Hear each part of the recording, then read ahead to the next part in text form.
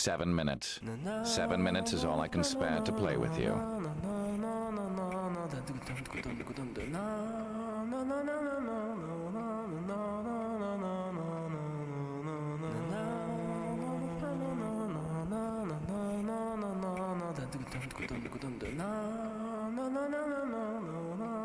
Sorry, but I'm not on the menu.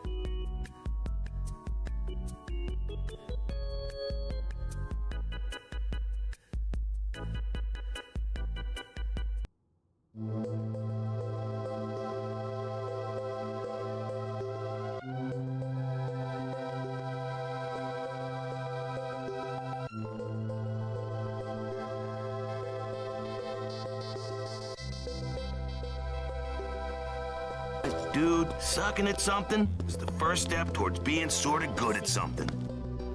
Bandit bits. Good boy.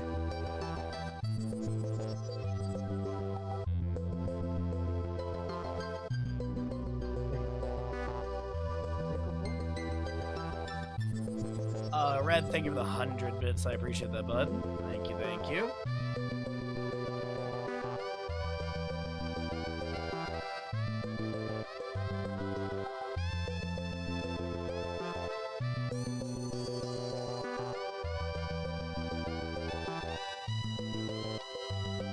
Rob Dog, congratulations on first. Zeus, what's up? Congratulations on second or whatever. And thanks again, Red John, for the 100 bits. How y'all doing today?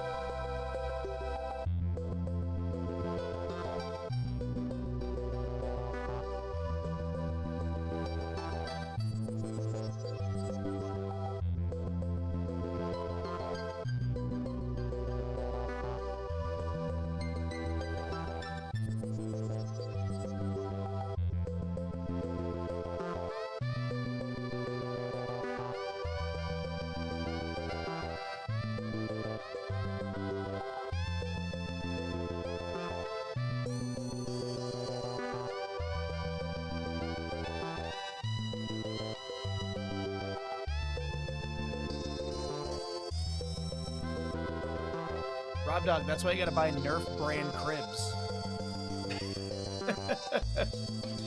That's why I gotta buy that Nerf brand crib. It's soft.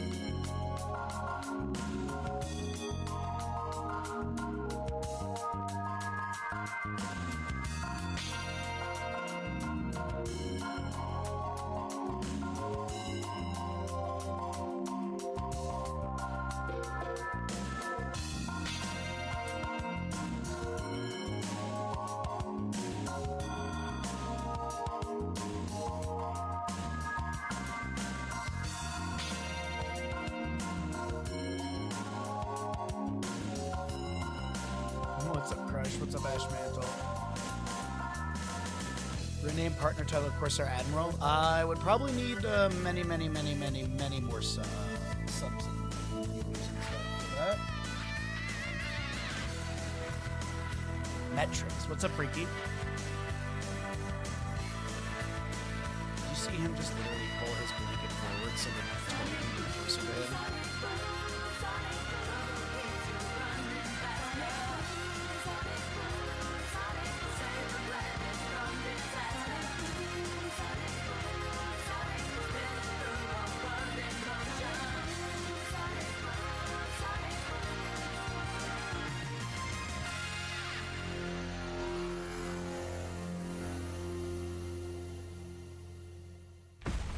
Haunted Mines.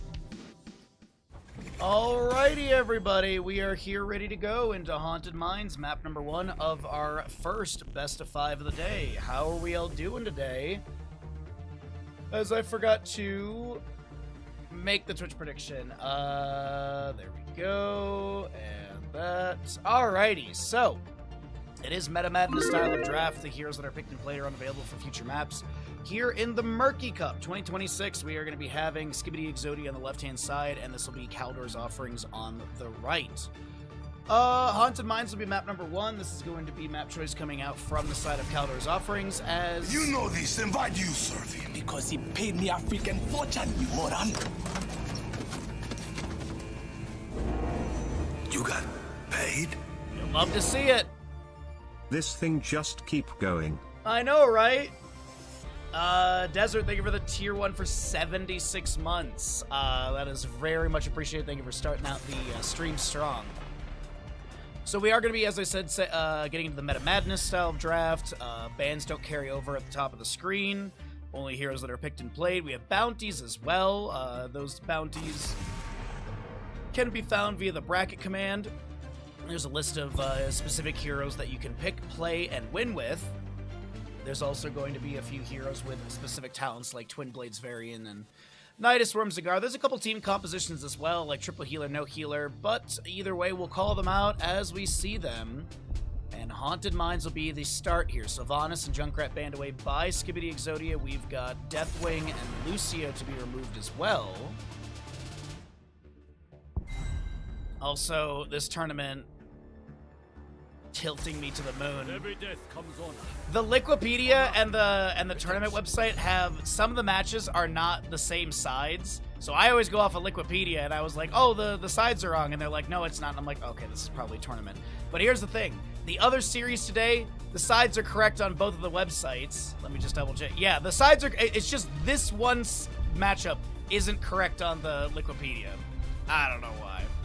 Hanzo first pick, though, for the side of Skibidi Exodia. It looks like they're full roster today as well, as they do have their Dino and Bloodcool in. They had Wit and Cascon substituting yesterday, as Kaldor's Offerings will start out with the Thrall and Alexstrasza. Looks like Skibidi Exodia is leaning into the dragon-only composition. So you have Syndragosa, Arthas, Brightwing as well, very dragon.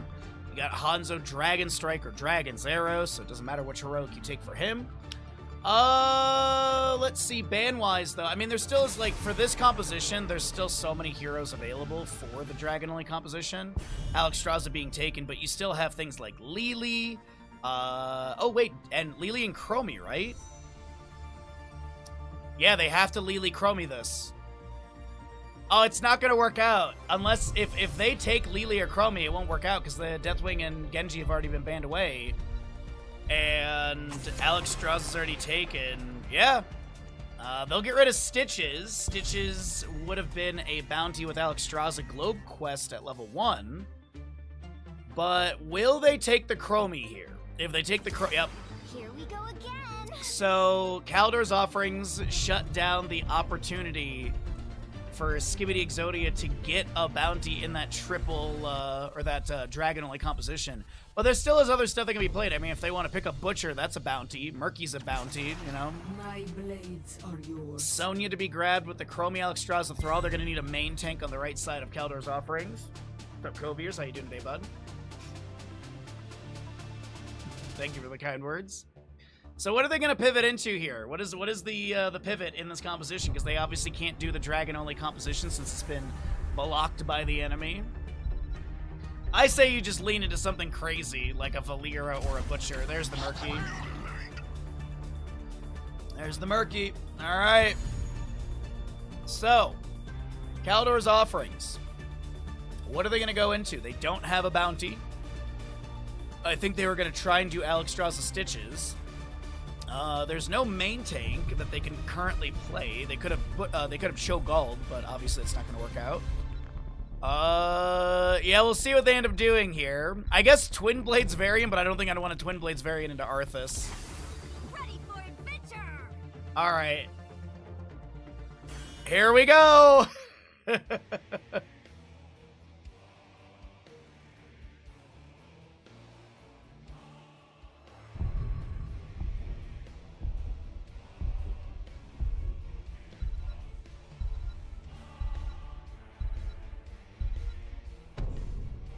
Main tank Lily.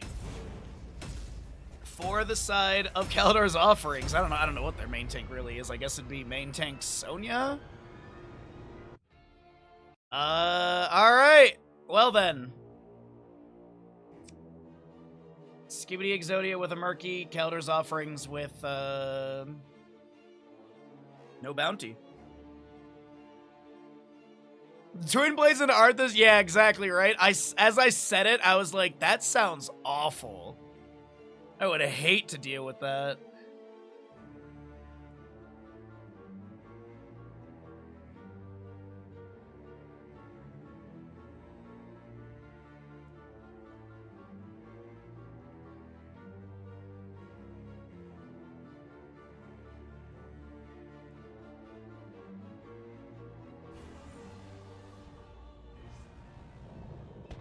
Get ready for combat, heroes. Alrighty, everyone. Map number 1, first best of 5 of the day. We are here, ready to go into Haunted Mines. Looking at the Hunter Orc Brightwing for Skibidi Exodia, a Skog Arthas, Dino Hanzo, Hazuab's Blaze, and Bloodcool on the Murky. Battle commencing in Smokey for the set of Kaldor's offerings. We'll be playing the Sonya, Poppin' Fresh on the Lily, Sense on the Chromie, Kara is your Thrall, and Mixin Alexstrasza. 2, 1. Let the battle begin.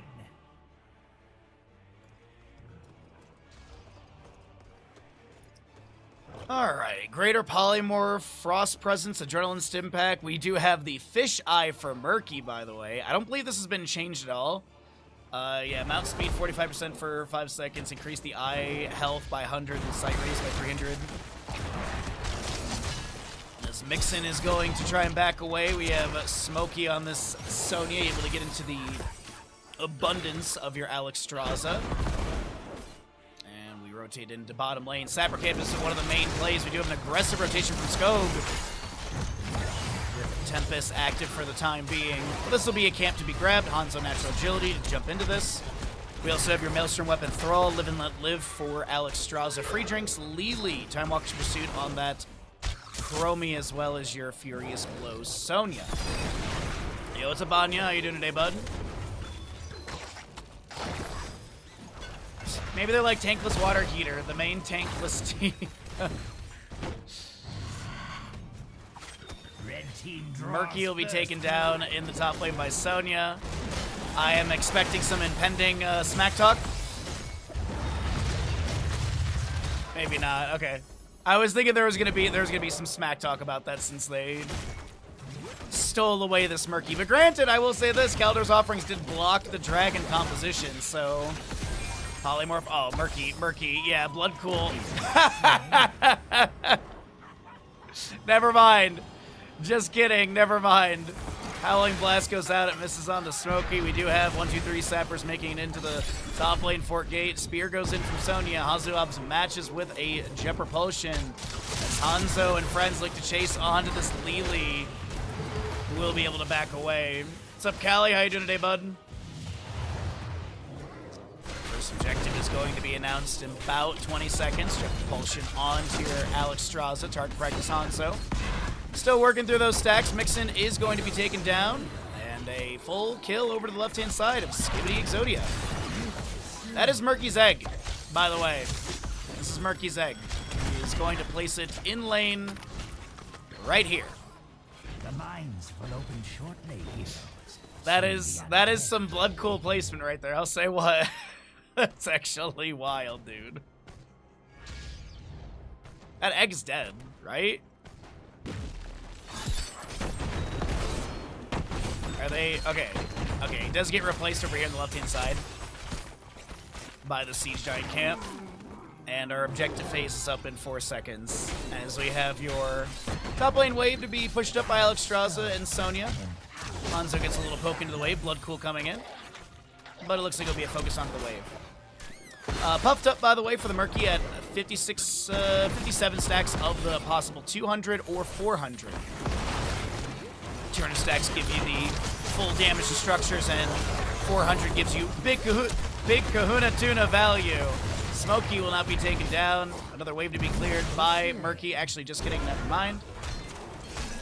Now, the mines did have some changes not too long ago, as we now need only 50 skulls to summon the golem. So it is no longer 100 skulls in the mines. It's actually, I believe, 110 skulls in the mines in total. But obviously, if you're able to rotate to all these small camps, that'll be enough. I don't think that'll be the case here. I think they're going to be ever so slightly shy. We'll need to use some damage onto that underworld boss, which is the center, but that's Sko taking a lot of damage here. Smokey misses the spear and will need to back away. Sonic Arrow connects. The polymorph will be there as well. Smokey goes out through the tunnel and continues to disengage through the top lane. He's going to get hit with the Howling Blast. Hazuabs follows up with the Jet Propulsion. And a third kill over to the side of Skibidi Exodia, as Hanzo is finishing up this underworld camp. And actually, this might be the 7. No, I think they're going to be still shy by like a few, right? No, it's exactly it. Okay. I thought they were going to be shy by like 3 or 4. Nicely done. They get the Golem summoning. Stronger in top lane, favoring Skibidi Exodia. Smokey is trying to get away and won't be able to do so. They will be taken down.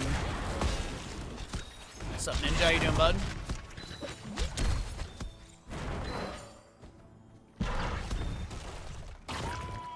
Bloodpool continues to soak bottom lane.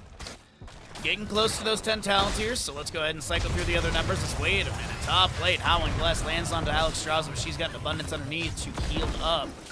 Golem will be pushing in, and this is going to be a big, beefy boy. You can see some stats on the left-hand side if you are curious about the Golem in this top lane, as we also have the stats at the bottom for all these players. Blaze goes in, splash stun from the Jet Propulsion off Akara. We're all trying to get more Maelstrom weapon stacks as well. This Golem looks like it will guarantee the top lane forward. Murky clears out bottom. This little one does not get a ton of value, as you are looking at a Hanzo finishing target practice at 5 minute 38. Abundance for Mixin, Smokey as well.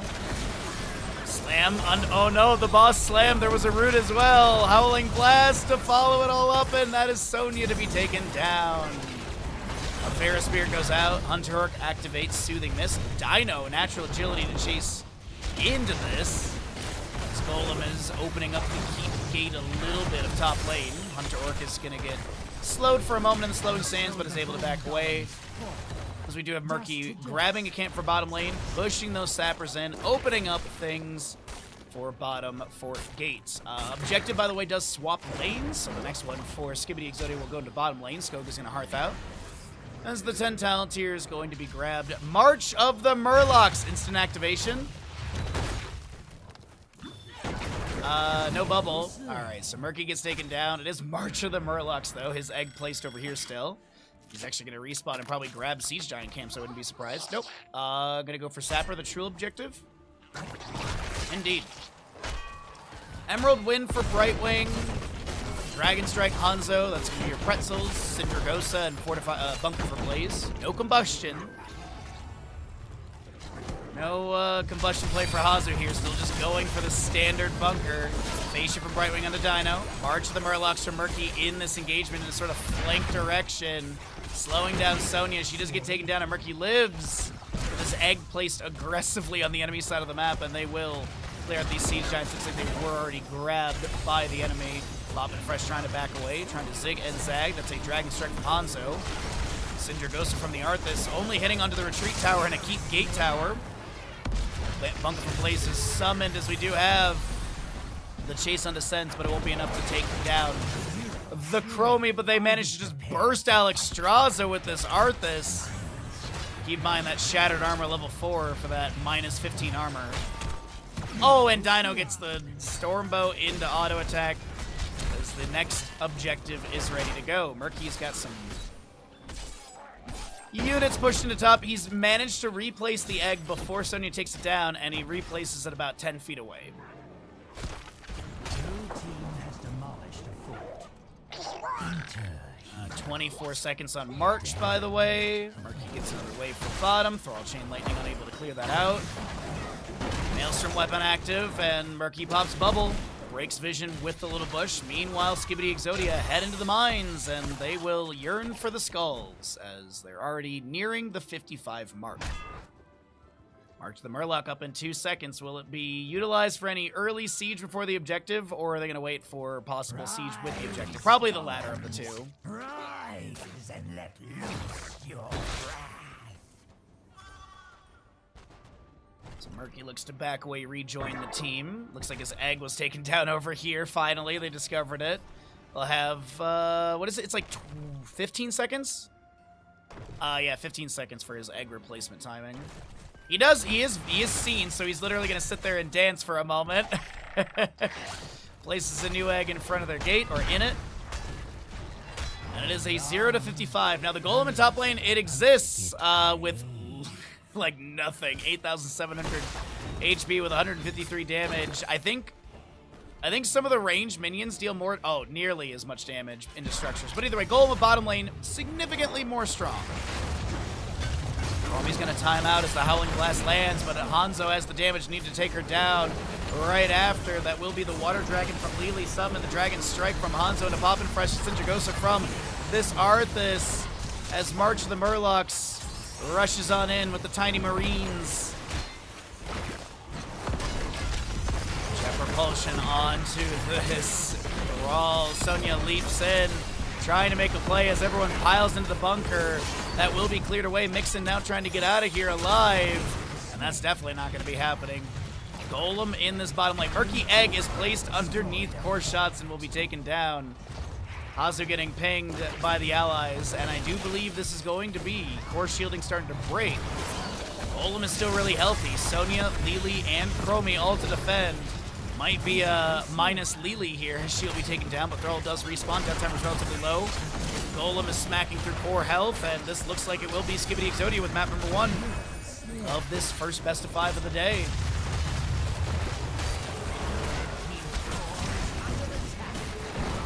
Murky, by the way, died 5 times. Murky, wow. Well played from Skibidi Exodia. Kaldar's offerings. You know, they got a kill. They got a kill in that Murky, I guess.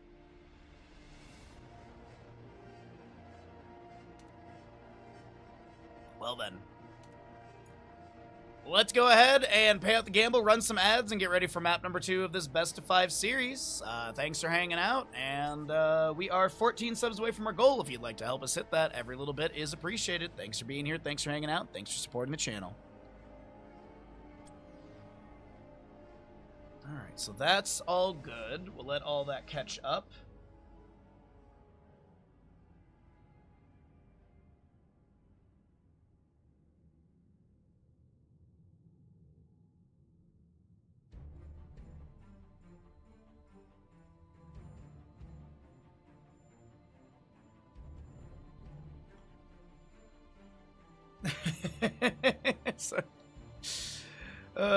Teasing the player back about the Murky pick. I'm like, you did take their Chromie. Just saying.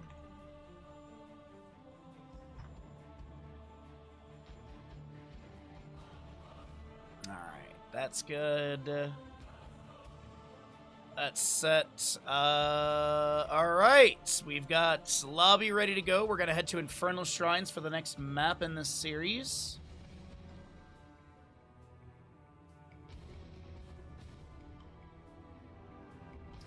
What a game number 1. What a game number 1. Today's schedule, by the way, let's take a look here. Skibidi Exodia versus Kaldar's offerings. Skibidi Exodia versus Goon Platoon. That should be a really, really good back and forth right there. Goon Platoon versus Skibidi Exodia should be really strong. And then our third and final best of 5 of the day will be Warm Bodies versus Kaldar's offerings. So, not like, I don't want to be like negative in any way, shape, or form, but I think Skibidi Exodia versus Goon Platoon will literally be the best series of the day. That is my honest opinion of what we have set up for today.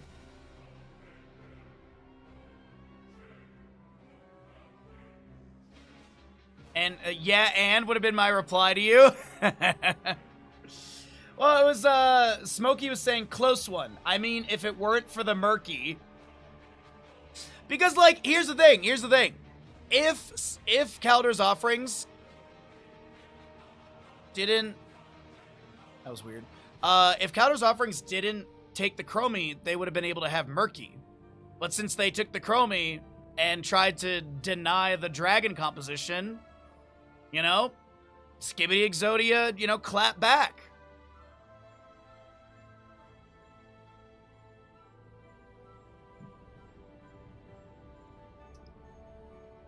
Alrighty, first pick is correct. We've got players. Ads are going to finish out really soon, and then we'll get going.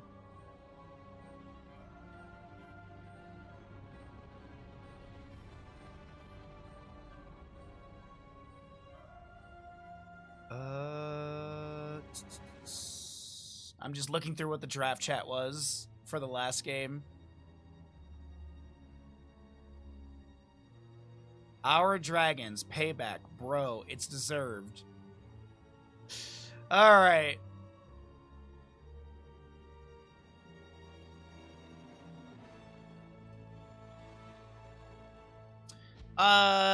Didn't they do Murky yesterday? Can they take it? Yes. So it is because they lost with it. And if you lose, you can still attempt it, if I'm not mistaken, again. Yeah, you get 0.5 if the team loses while attempting a bounty, but I believe you can reattempt it. If I'm not mistaken, you can still attempt it again. I'm pretty sure. Alright, Inferno Shrines for map number 2 of this best of 5 series. On the left-hand side will be Skibidi Exodia. Right side is Kaldor's Offerings. So, Infernal Shrines to kick things off. This is going to be map choice out from Skibidi Exodia, with your Kaldor's Offerings opting in for first pick, first ban priority, as we are going to see a ban onto Probius, which is a bounty hero. It is a bounty hero. If I remember correctly, Skibidi Exodia did do Probius bounty yesterday. Yeah, Hazuabs, I remember literally doing it on Infernal Shrines yesterday and like pushing bottom lane. But like Valera, Butcher, Cho'Gall, there's also like, you know, Nidus Worm, Zagara, Twin Blades Variant, Lava Wave Ragnaros, Kiltu Zod, I think is still up for them, Gazlo, Asmodan, Nova. So there's still so much that can be done bounty-wise for Skibidi Exodia. What's up, Forget What? How you doing today, bud? As the Butcher gets banned away as well. Wow, just getting rid of bounty heroes in this map number 2 draft. Vikings and Junkrat banned away by Kaldor's Offerings. What are they going to first pick here? Johanna's up. I mean, like, she's a solid tank if they just want to grab that. Good for the double soak from mid to bottom. Hogger's not a bad pickup either, though. The Hogger is great around objective. His wave clear's nice. His mobility, bouncing can be good as well. Sylvanas, Varian. I'm thinking it's going to be a Twin Blades Varian here, team. But if that's the case, like, Kaldor's Offerings could really consider... They're going to Cho'Gall it, aren't they? I feel like they're going to Cho'Gall it here. I was going to say they could go like Cassia and Johanna and get some absolute blind stacking onto Varian if they're going Twin Blades. What's up, Cam? Long time? Really? I feel like I saw you like this past week or something. Either way, good to see you. Thanks for coming by.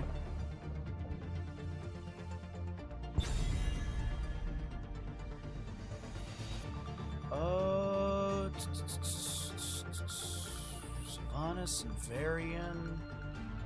I actually, you know what? A Morales ban would not be bad. Stimmed Varian, because I think Skibidi Exodia has already done...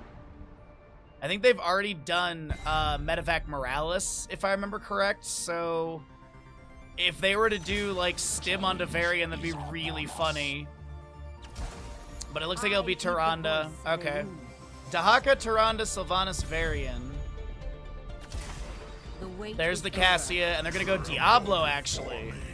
So no bounty attempt for Kaldor's Offerings. They're trying to play it straight.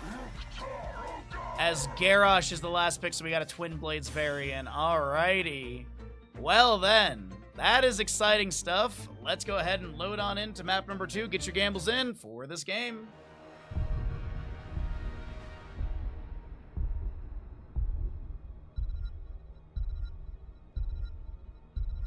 Right, Freaky? Right? You don't remember? Yeah, I don't blame you. Time is a donut.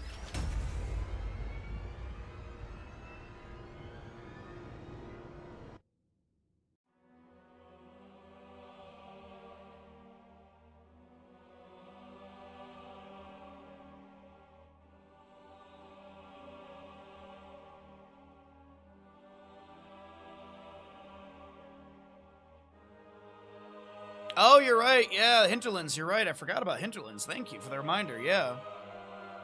Hinterlands is a bounty. So, yeah, there is a bounty set up for both teams.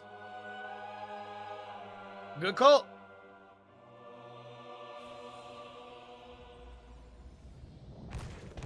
Prepare yourselves for battle, heroes.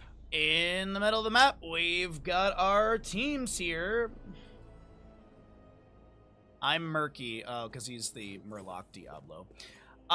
We have Murky at home. So anyways, left-hand side is going to be Skibidi Exodia up in this best of 5 series with the Hazuabs Dahaka, Hunter Orc Tyrande, Dino Varian, Sko Garrosh, and Bloodcool Sylvanas. Right side is going to be Kaldor's Offerings with the Mixin, Stukov, Pop, and Fresh Cassia, Sense Hogger, Kara on the Falstead, and Smoky Diablo. Hunter Orc, Sentinel. Let the battle begin.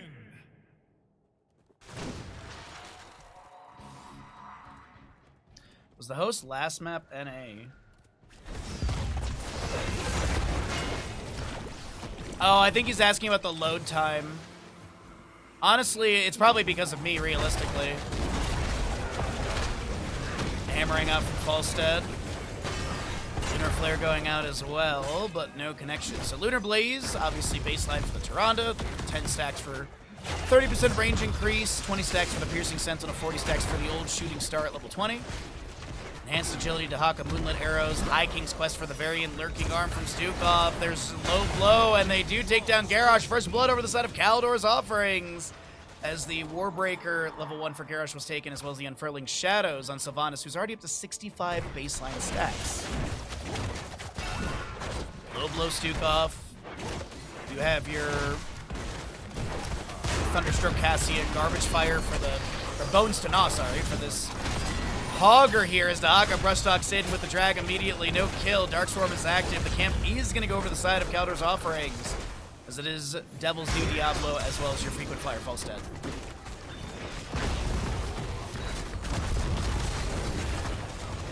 Wrecking Ball into Groundbreaker. Scope gets a bit of revenge and they take down Diablo. 1-1 in kills. First objective is going to be frozen in the mid lane as Varian charges in. No level 4 just yet for him. No Twin Blades, but he's still working through the High King's Quest for the autos, the takedowns, and the regen globes.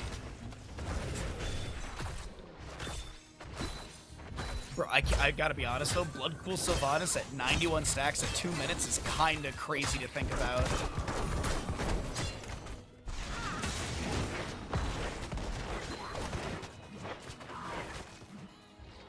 Hazu may be looking for a drag or an invade into this camp with his allies. Garrosh stepping in. The Darkstorm is active. Lurking Arm goes down again from Stukov.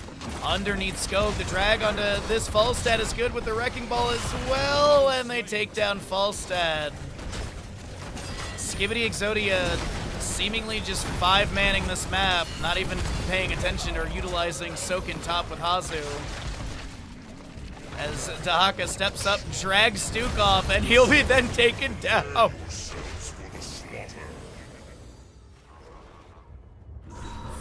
You know, if you win the game before the enemy gets to level 10, they technically can't get that Hinterlands bounty because they didn't take the talent. There is that theoretical angle as well. You could deny Kaldor's Offerings even the half credit if you just beat them before they hit 10 talent tier. Dahaka currently soaking up top lane. No one to match it to him. Sylvanas in bottom while the rest of the allies focus on the mid lane. Sentinel from Tyrande connecting on the Mixin. Garrosh is going to be checked in the bush. He answers back with a Groundbreaker. 10 of 15 stacks for him.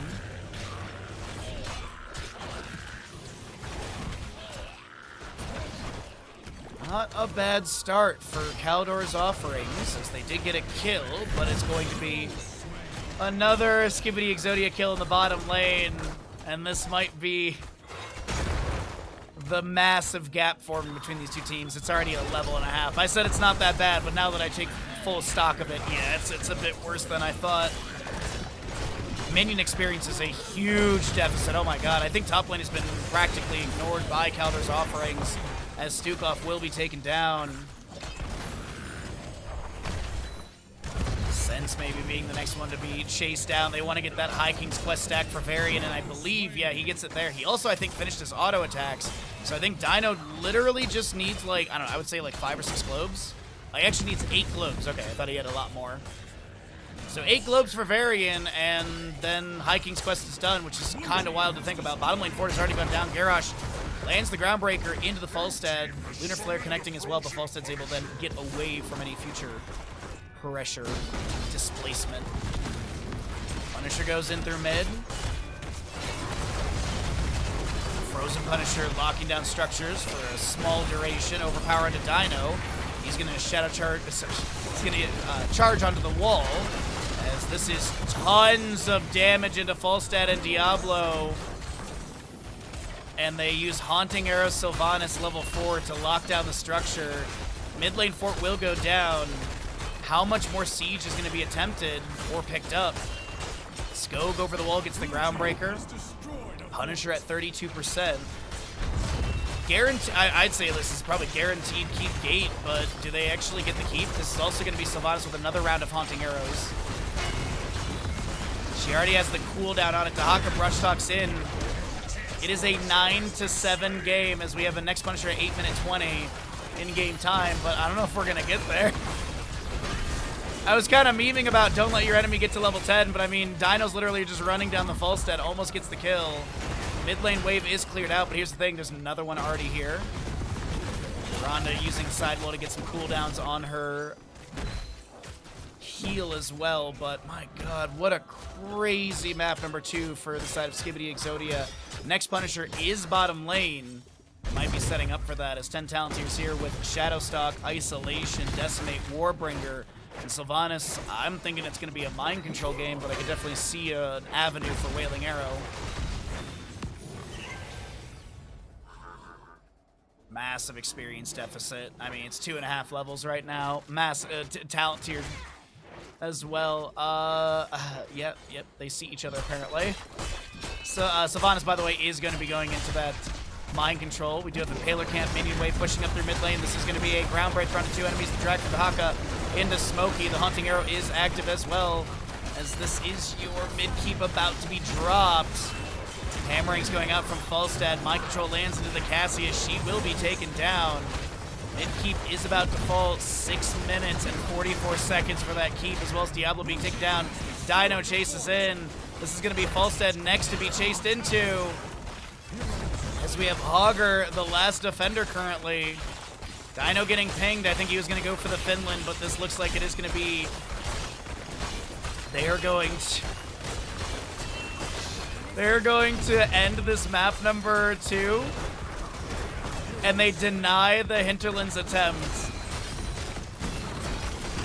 And the world record for this tournament.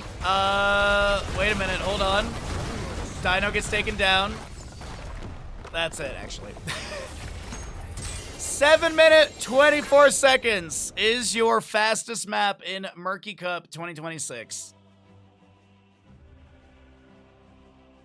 Well then.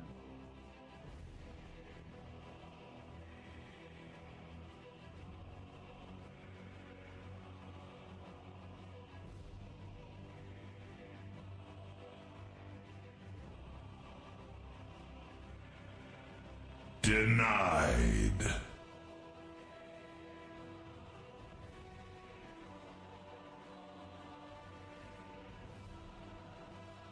All right.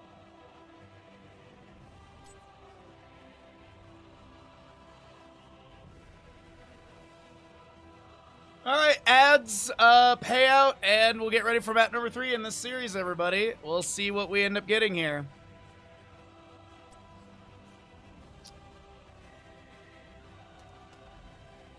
That is, yeah, that was fast.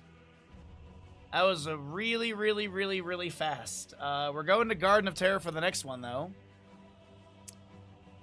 So we can at least pay out the gamble and roll out those ads and get ready for the next map.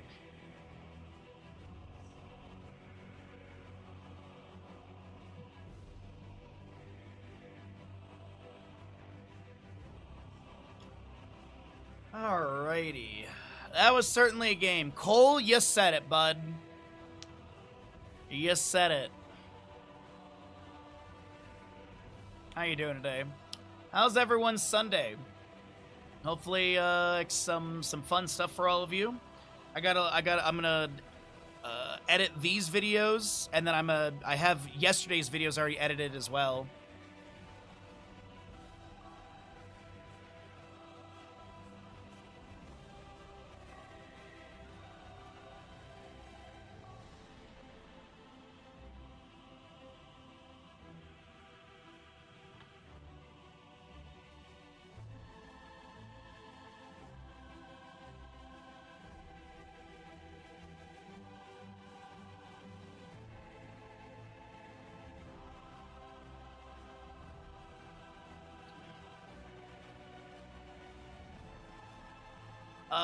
Remember to soak to avoid such situations. Uneventful morning. Those are good mornings. Those are good mornings. But yeah, I edited yesterday's videos before D&D. I'm going to edit these videos once I'm done with this. I'm going to render all 6 of them and just get them onto the YouTube. We are, by the way, we do have 2 YouTube channels now. Even if you don't use YouTube Live, we are streaming on, we're dual streaming to a separate YouTube channel. The reason being is that the Bahamut Gaming is just going to be Heroes of the Storm casting. I'm just going to leave that as is. We kind of grew that channel as that, and that's what the metrics like, so we're just going to keep that as that. Those are going to be my edited VODs. Bahamut Play is going to be basically our Twitch archive. Since Twitch videos typically leaves 30 to 60 days, depending on your settings and your affiliation status or partner status, so there's been a lot of people who have said, oh, dude, I wish I could go back and watch this VOD of this stream from, you know, Lies of P or Elden Ring or something. So I thought, all right, it's not, I found a pretty decent system to dual stream with, so we have that going on as well. What's up, Slayer? Good to see you, bud. So even if you don't watch YouTube Live stuff, I hope you do at least subscribe to both of the YouTube channels, so that way we can obviously hit those subscriber marks. If we hit 1,000 on the Bahamut, excuse me, if we hit 1,000 on the Bahamut Gaming one, we can monetize the channel. If we hit 100 on the Bahamut Play channel, we can get some unique factors for that as well. So this does work. Yeah, it has been. It has been for a while. Forget what? All week. I didn't have YouTube chat integration until Wednesday, but that I figured out like Tuesday night. But either way, next map is ready to go. Ads are done. Thank you for all of your patience, and let's get into our Garden of Terror game. Welcome back, everybody, as we are here into map number 3 of this Best of 5 series. On the left-hand side, it's going to be Skibidi Exodia, as they have just hit the record, or the map record for this tournament, with a 7-minute, 24-second map on Infernal Shrines, and, yeah, Skibidi Exodia. Looking for the 3-0. They do play up against Goon Platoon next, which, in my opinion, is going to be a very, very good back and forth. Really, really good teams on the in the matchup there. We do have a few bands coming through, so it is going to be Zeratul Deathwing on the right side, Medivh on the left. What was it? What was what? Sorry, we have a delay, and I forgot what I was talking about, Slaref. You're going to have to help me out a little bit. Sorry, bud. I did the thing. Shahana will be banned out as well. What's up, Shy?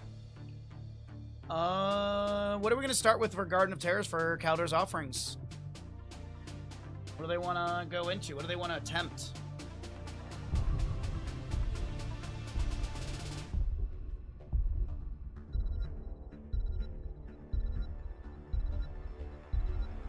I have no idea what they're leaning into. It's a first pick Li Ming. Okay.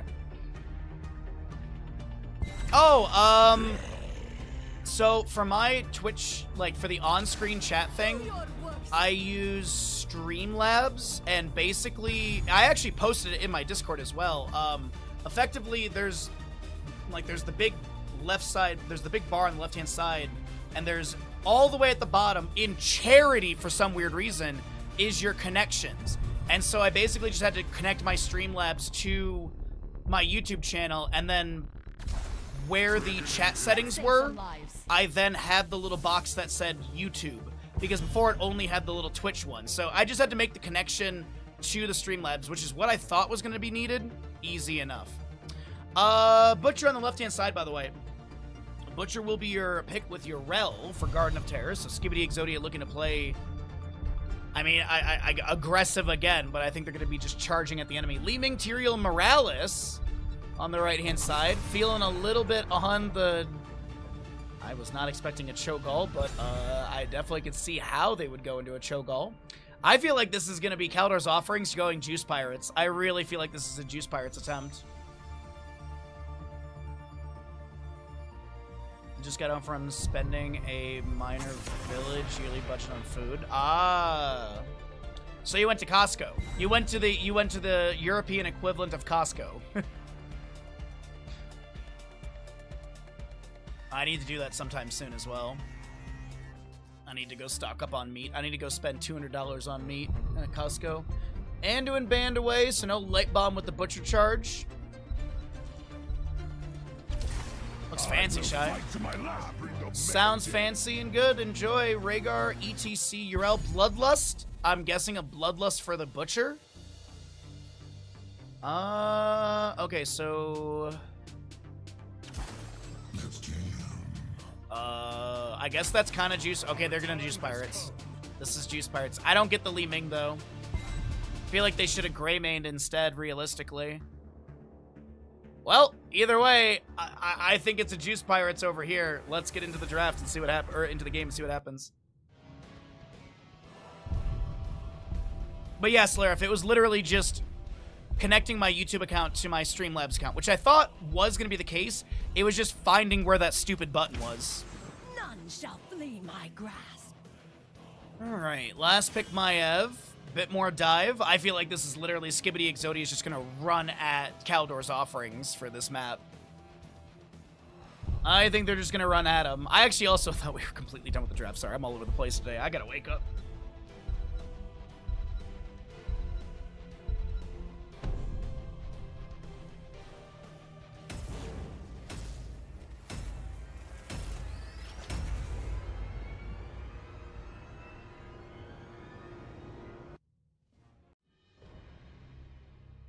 Yeah, but if we're talking Juice Pirates, the Li Ming doesn't really make sense to me. Li Ming's not really a Juice Pirates character. Greymane is a Juice Pirates character because his Worgen damage is really, really good into siege and structures and stuff. Hell, a Rainer with Hyperion would have been better in my opinion too. So I'm not crazy about this Li Ming, but let's go ahead and see what ends up happening here. The battle begins shortly, heroes. All right, left-hand side of the map is Skibidi Exodia looking for the 3-0 in this first best of 5 of the day with the Hazuab Yrel, Rhaegar Hunter Orc, Skog ETC, Bloodcool Butcher, and Dino Maev. Right side is Kaldor's Offerings looking to make something happen here with their, what I assume to be Juice Pirates. Sense, Azmodan, Smokey, Artanis, Akara, Li Ming, Poppin' Fresh Morales, and Mixin Tyrael. 5, 4, 3, 2. Now, Tychus would have been even better too with Draken Laser Drill and his 4 auto attacks per second. But either way, let's get into it. We've got our first engagement through mid lane. Blade dash from the Artanis, no Phase Prism swap. Looks like we have a charge from Butcher into Mixin Tyrael. Umbrabine pulling people around. Dino a little bit low on this Maev. Looking for Fan and Ivory, sets into the enemies, and we'll be able to get a couple. As there's a very low Butcher. Bloodcool not getting as much damage as I thought they would early on, and it's Skog also needing to back away. So we'll be looking at your chop beat for the Butcher, increase the hamstring damage by 100% to minions, mercenaries, and monsters. You have the Dauntless Yrel, Feral Heart Rhaegar, ETC Block Party, and nice memento for the Maev. As Azmodan picks up his Greed at level 1, so the Globe of Annihilation deals 15% more damage to non-heroic targets. After you get your 225 stacks, you're going to be having that Range of All Shall Burn, the E Laser, increased by 25%, and Demon Warriors gain 20% attack speed, movement speed as well. And isn't there Globe of Annihilation deals penalty damage against minis and mercenaries is removed. That's right. Okay. Penalty's such a weird phrasing on that, but either way, Li Ming will be taken down by ETC First Blood over to the side of Skibidi Exodia as Butcher sits at 36 meats. Ace Prism goes out. And right now, I think it's just making sure you get to level 10. Morales healing the minion wave, which is a very common thing. Just needs to sustain this a little bit. Another camp will be grabbed for bottom lane as well. Janus heads to top for Soak, and if this is a Juice Pirates prioritization, I really would like to see them just safely soak these lanes, not step too far out, and unfortunately Mixing will be taken down. Gonna use Trait to try and get some damage onto the wave, but it doesn't seem like too much will be achieved from that. Morales is healing the minion wave and just trying to slow down this advance through bottom, but that's not gonna be stalled out too much. We do have Li Ming grabbing Siege Giants, as well going to that Charge Blast level 1. Bottom lane fort gate is being opened up. More grenades coming out.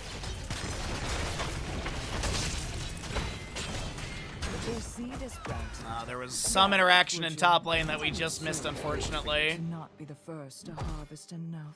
Maybe it was a Phase Prism swap with like a B-step or something. Anyways, we do miss the Butcher kill in bottom lane. Li Ming getting a reset. That's going to be some Butcher meat dropped. Down to 58 as you do lose 15 meat upon death. Heroic kills giving you 20. Grenade onto Hunter Orc. Smite on the ground. Body block is there. Hunter Orc is taken down. Kalidor's offerings. Trying to build some momentum. Unfortunately, mid lane Asmodean will be taken down.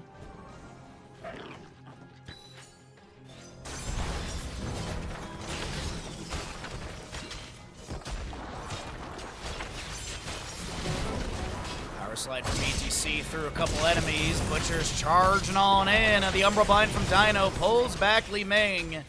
And Butcher will be to get that 20 meat, jumping up to 78 as they continue to chase it onto Tyrael. Healing Beam applied. And Mixon will not be taken down as Maiev clears out this camp, and Butcher continues to work on the wave. First seed, bottom right of the map. And it does look like Skog will get a few autos onto this, pulling these Shamblers to the side as Hunter gets the channel. Grenade from Morales checks the bush. Bloodpool's going to anchor, or at least step up, and if anyone looks to delay this out, Bloodpool will have a little charge for them. Do also have your Unrelenting Pursuit with the Meat Shield as well. Spell Armor on the Meat Shield, and Unrelenting Pursuit gives you cooldown upon impact. Dunk from Asmodean going out, 22 stacks for him. Did pick up his Hell Army and the Master of Destruction, which is going to assist in some faster wave clear and stacking.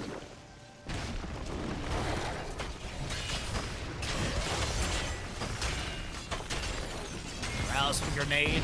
Tyrael Druid's Might over the wall. Power set from ETC. Spirit of Vengeance goes in, and a few magic missiles will fire out as well. Bottom lane fort will not be taken down, but it's getting low. Big thing to mention is we're getting close to the 10 talent tier between these two teams. And that, what I assume to be a Juice Pirates composition should be coming online, trailing by quarter level, a little bit more.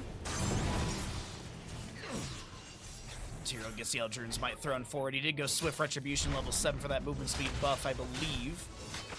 Next seed spawning on the top left of the map. Positioning is favorable to Skibidi Exodia. Smokey looks to clear things out of mid, or at least get some siege in mid lane. Butcher charges in, power set from ETC into the Asmodean as Hunter Orc is going to assist for the kill. We do have Smokey Trait kicking in, but the Righteous Aim from Urel will take them down. Asmodean picked up by an ETC auto attack. 6-2 in kills. And that's going to be 10 talents here, obviously faster on the side of Skibidi Exodia, since they have these earlier kills and a little bit more experience as well in wave. We talked about it in draft, and there's the Bloodlust for Rhaegar. Ardent Defender, ETC Mosh Pit, Lambda Slaughter, and Containment Disc. Rel gets channel on the top left. ETC Power slides in. No Mosh Pit activation, as your Morales was outside of that. She might have had a grenade available to be able to delay, and that actually was a grenade right there. I have jumping forward. No pin done for Maev. Needs to get the Quadra hit to be able to get that level 1 auto complete on all the rewards, or level 4 completed with all the rewards. Arcane Orb flying in. Umbral Bind attempted from Dino. Fan and Knives do go out with the Illune's Wrath as well from 7. Little Starfall Spears, or Blades falling. And Butcher at 147 meat. He's going to get a bit more off this wave here.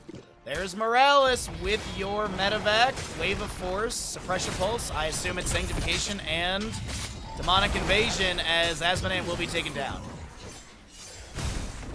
Ardent Defender from Urel into this Artanis, and he goes down as well. Power Slide from ETC, Mosh Pit. As Li Ming will still be in the mosh pit just at the tail end of that containment disc. Sanctification was utilized as well. Mixed. Gonna back away. You see power sliding in, finds a small stun. Arcane Orb from Li Ming, sidestep by Skibidi Exodius. That is Butcher getting his 200th meat off that Tyrael kill. So Butcher cannot be dropped in meat, and he also only gets 10 meat per heroic kill now. For it. Very low, will not be taken down. No artillery damage to take that down, but we have Hazuab Zurel already on the subjective area. And they're, wait a minute, mid lane fight to break out. Suppression Pulse from the Artanis, and is Maev to be taken down by said Artanis. They have really, their health bars are not the best, and I feel like they need Sanctification up for them to try and Juice Pirate right now.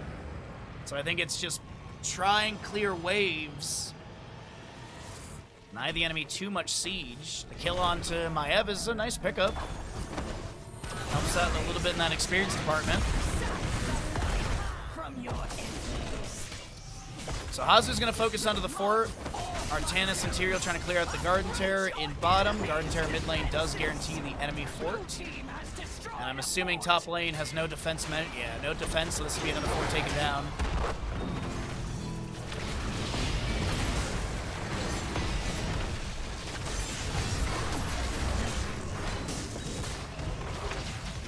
I feel like this is an unjuiced Pirates.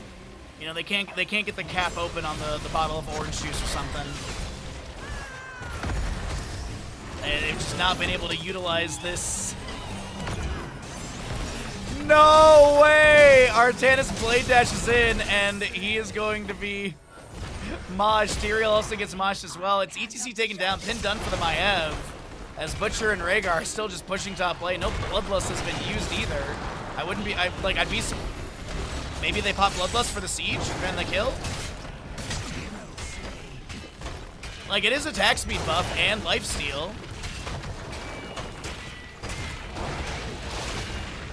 Oh, the Overgrowth plant getting one more spawn at the end is really nice.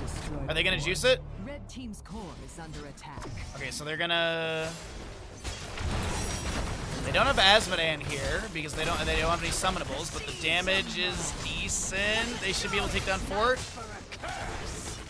Red team has destroyed. Red team's core is under siege. I know. Umbral Bind onto a couple enemies. Power Slide from ETC. Containment Disc will be going out. Rhaegar looking for the flank. Asmodean on his way. The Bloodlust will be activated, but this is going to be leaving on the left-hand side, taking down Mixon. Now trying to back away, trying not to use that Sanctification because they want to save it for juicing, and they do need to pop it right there, but I don't think it really matters. This is a Morales medevac activated. Tyrael gets taken down. Medevac cleared away. Poppin' Fresh is going to get pulled back by the Umbral Bind. And that'll be Maev still trying to chase onto this Morales, and she will be able to get that kill. Nexus forces take them down. Artanis is picked off by the Rhaegar in the bottom lane Keep Gate area. And this Juice Pirates... the Juice Pirates is unjuiced.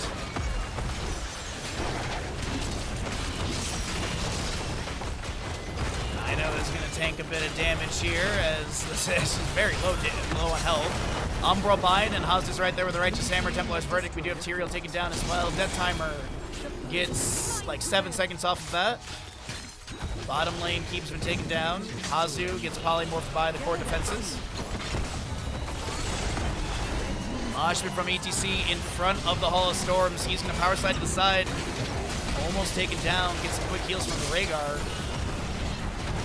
Dunk from Asmodean will be avoided by Scope. Demonic Invasion has been used. Morales will be taken down. Smokey, maybe the next one if he picked off, and a nice face melt will displace Artanis after the Blade Dash.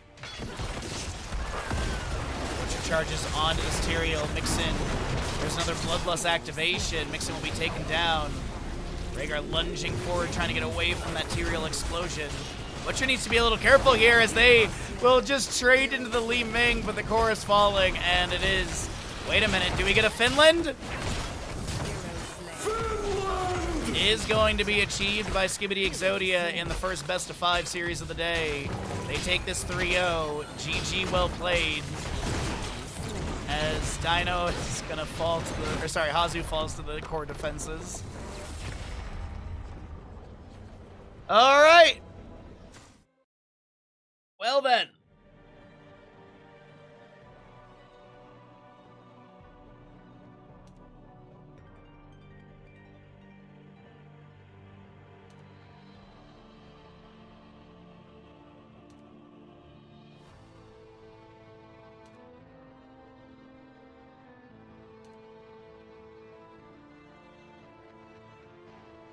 What's up, Bathroom? How you doing?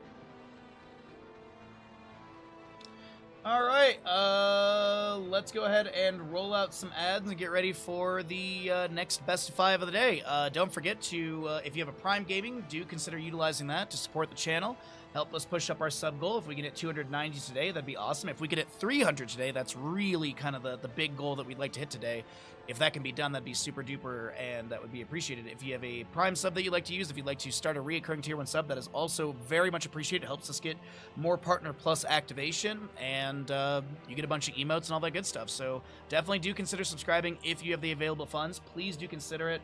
And we'll go ahead and get ready for the next best of 5. We've got Skibidi Exodia versus Goon Platoon up next. Some Bo5s, though. Yes. Congratulations on your 5-watch streak, and indeed, a Finland flag. All right, so Skibidi Exodia, they will be up next versus Goon Platoon, and so they will be same side, Goon Platoon right side.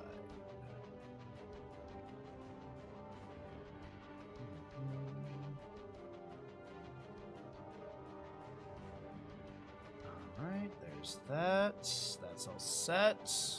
What's up, Nancy? Good to see you. Your favorite day of casting? Ooh, I would probably say it was bittersweet, but I would probably say, like, the finals of CCL with Grubby, Justing, and myself. I would probably say that because, as I said, it was bittersweet because we all knew it was coming to an end, but it was really, really, really fun. Like, it was a great time. So, I think it was, as I keep saying, it was bittersweet because, like, you know, it's the end. We all kind of knew it, but we all tried our hardest, and we all did a really good job during that broadcast, in my opinion. So we all brought, like, every bit of energy we possibly could have had for that. So I would definitely say probably the grand finals of the last season of CCL. It was, you know, you know, Grubby and I were probably at our best casting together. Justing was his most comfortable with us as well. So, yeah. Definitely casting in Germany was fun. But, yeah, I would probably say the grand finals of the last season of CCL. Yeah, we really, like, that was probably the most prep I've ever done for any series. And for those that don't know, I did a lot of prep for CCL. If you did not know the amount of work that I put into CCL, I can show you really quickly here. I have a old spreadsheet, and this is basically whenever I was done with CCL, I would literally sit here every night and input data for all these teams and games and what's going on. Literally, like Chili Mountain versus Oxygen Esports, who was banned, who was picked, both sides, map winner, map pick, and even my prediction, whether I was right or wrong on my prediction. So literally, I would have something like this where I could look at, and I had printouts of these, and I would literally sit there before breakfast, and I would literally go through, okay, what is their strongest map? What are their strongest roles? What are their weakest roles? You know, these were all stats and information to talk about. I would talk about, you know, we would be loading in and be Wildheart. They have a 2-1 record on this map, and so I had all this data for all of you, and I did this for basically every season of CCL, but in preparation for the grand finals, I, like, studied through all of that. Did Bandit get his treat from when? Oh, an hour ago. Oh my god, no, I didn't even see that. Thank you for the reminder. I didn't even see the redemption. Thanks, Ashmantle. I completely missed it. Thank you, bud.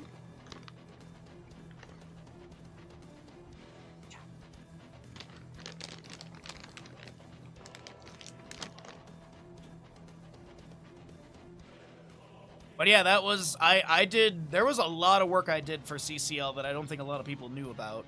Like, for example, like, I would finish, you know, a broadcast day, I would edit the videos from that day, upload them to YouTube, and then I would go to bed and then get up for CCL. Like, that, like, my Saturday was, like, a 12 to 14 hour day for me. Between, like, morning preparation of, going through stats and stuff like that, to, obviously, the broadcast, and then post-broadcast, there was all the other stuff, so yeah.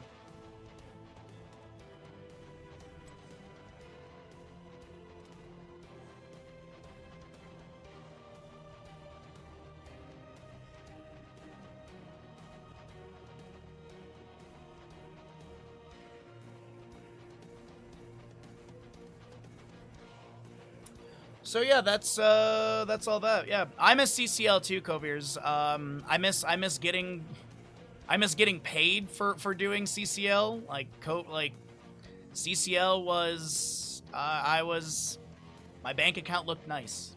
It wasn't amazing, but I definitely was getting paid for my hard work.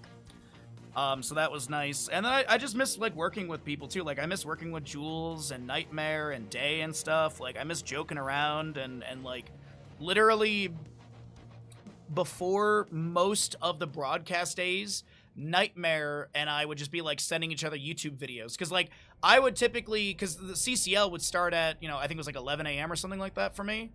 And I would literally be sitting, like, I'd be done with breakfast and everything at like 10 a.m. So I'd be sitting here an hour before the broadcast just jamming out to music, reading through notes and stuff. And that was, like, one of my favorite things, was just literally, like, sharing music back and forth with, like, the production crew. Or, like, Kai Berries memeing, and because I would always have, like, a big glass of soda water, and I always put, like, a hunk of lemon in there because it tastes good. And literally Kai Berries was like, for weeks I've been watching you. Do you have egg in your water? Like, what the hell is that giant glob, like, yellow glob thing? So, yeah, it was, yeah. Good times. I miss it. But we have our next series ready to go. So there's that at least. Readies are out. Garden of Terror. Welcome back! We are here. Excuse me. I drank tea too quickly. We are here in our second best of 5 of the day. Thank you all for joining me on this lovely Sunday. Hopefully you're having a wonderful day. Also, I did mess with some lighting stuff on my end. I don't really think it's noticeable on your end, but if you... I think it looks a little bit, like, better, the lighting overall for the stream. So I was messing with it yesterday after D&D for, like, 10 minutes just because I was like, I just need to fix this because it's driving me nuts. But either way, so let's get into our draft. This is going to be first pick over to the side of Skibidi Exodia. Map choice coming out from Goon Platoon. We're heading back into Garden of Terror. Deja vu, I've been here before. No balls. No. These are goons like henchmen. These are goons like henchmen. Slightly better. Yeah, I think like the lighting balance is a little bit better. Yeah. I like it a little bit more. Thank you, Slayer, I appreciate it. Yeah, but no, I like Goon Platoon, it's, like, there's goons in hockey, the enforcers, if you will. All I actually did was I lowered the side key lights, and I actually raised my ring light higher over my head. So, and then this one over here is just the same as it always is. But I literally just messed with the lighting heights, and I think that actually gave a better, contrast and lighting to the room in general. And then the camera did whatever it needs to do. So we are here, Meta Madness style of draft, all that good stuff. This is the qualifier phase. Top 2 teams from each groups will be making into the playoffs, and then we have a last chance qualifier after, not next weekend, but the following. And this tournament will run through basically the month of June. The playoffs will be the last weekend of June. So that gives me a good idea of when I need to try and start organizing my stuff, because I do have a tournament that I'd like to put together. do have a sponsor stuff and all that kind of stuff. So, yeah. But I'll get working on that. So that way we can get it organized maybe for like August. August might work out for all of that. There's bounties and stuff. We'll talk about bounties if they do get hit, but it's meta madness, so here's what are picked to play cannot be played again, so no Blaze or Hogger for future maps in the series. No, like, negative or no, like, slight to any of the other teams, but I will say, I think Skibidi Exodia versus Guden Platoon is going to be one of our, closer matchups today. I think these teams are very, very matched in skill level and experience together as well as against each other. So this is going to be, I think, a really, really fun one. Yeah, that's exactly what I was going for, Balls. Exactly. I actually made that joke yesterday as well. Yeah. Alright, Lucio, Tyrael, Blaze up against the Hogger and the Rhaegar. For Garden of Terror, we could see like a Hanzo ban here or even Tracer. I mean, like, Tyrael Tracer's not too bad. Tyrael with Sergeant Hammer is also a common playstyle together, so we'll see that Hammer ban. With the Hogger Rhaegar, there's really not a lot of the draft shown. It's more so what does Skibidi Exodia not want to deal with. I could see a Falstad ban. Falstad wouldn't be too bad.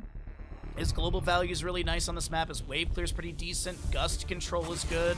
It looks like it'll be a Cassia ban, so this leads me to believe that Skibidi Exodia is going to lean into a more auto-attack heavy composition, or the Cassia ban is a bit of a bait to say, like, oh, we're going to go into this auto-attack heavy comp, so maybe, like, Guden Platoon is tricked into drafting Tracer or something like that. But even then, like, not that big of a deal.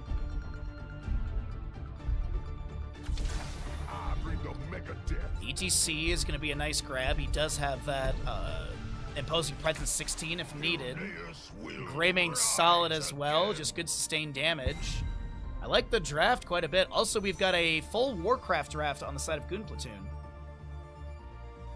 And Nancy and Shai, I'm so glad to hear you both are doing better. I'm really glad to hear that. Last two picks from Skibidi Exodia. Do they lean into that auto-attack heavy composition? Do they go like mage auto-attacker? Do they go hyper carry direction like with a Vala maybe and go into another bruiser like Thrall? No, they're gonna go Li Ming and Falstad. Okay, so this is pretty standard draft. Now I will say this, Skibidi Exodia, and shout out to Freaky who reminded me earlier today, Falstad is a bounty if he goes Hinterlands at level 10. Right side with the Hogger, Rhaegar, ETC, Greymane.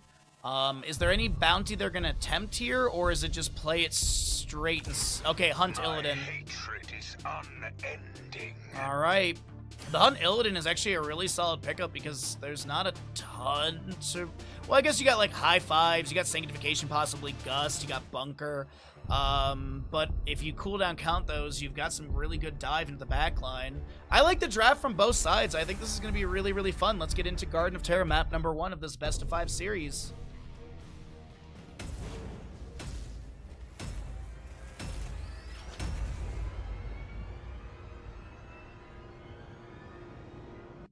Oh, no.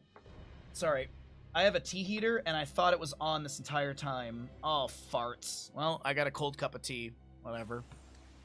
Left side of the map is going to be... what's up, Susborn?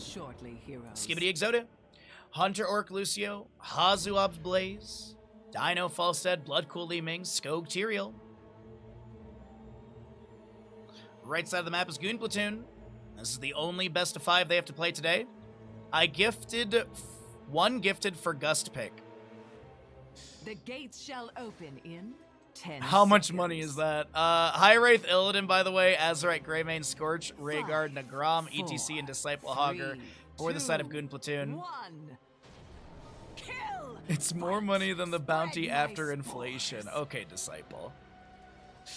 Estella Rondo, Lucio, we are going to have your Adrenaline Stim Pack for Blaze. Frequent Flyer, Aether Walker, and Justice for All. ETC gets the power slide in. Dino a little bit low. The Hammering goes out, and Dino will not be taken down. Disciple's going to be the new target. Can they chase in and take down the Knoll? He gets hit with some magic missiles, but will not be felled in the end.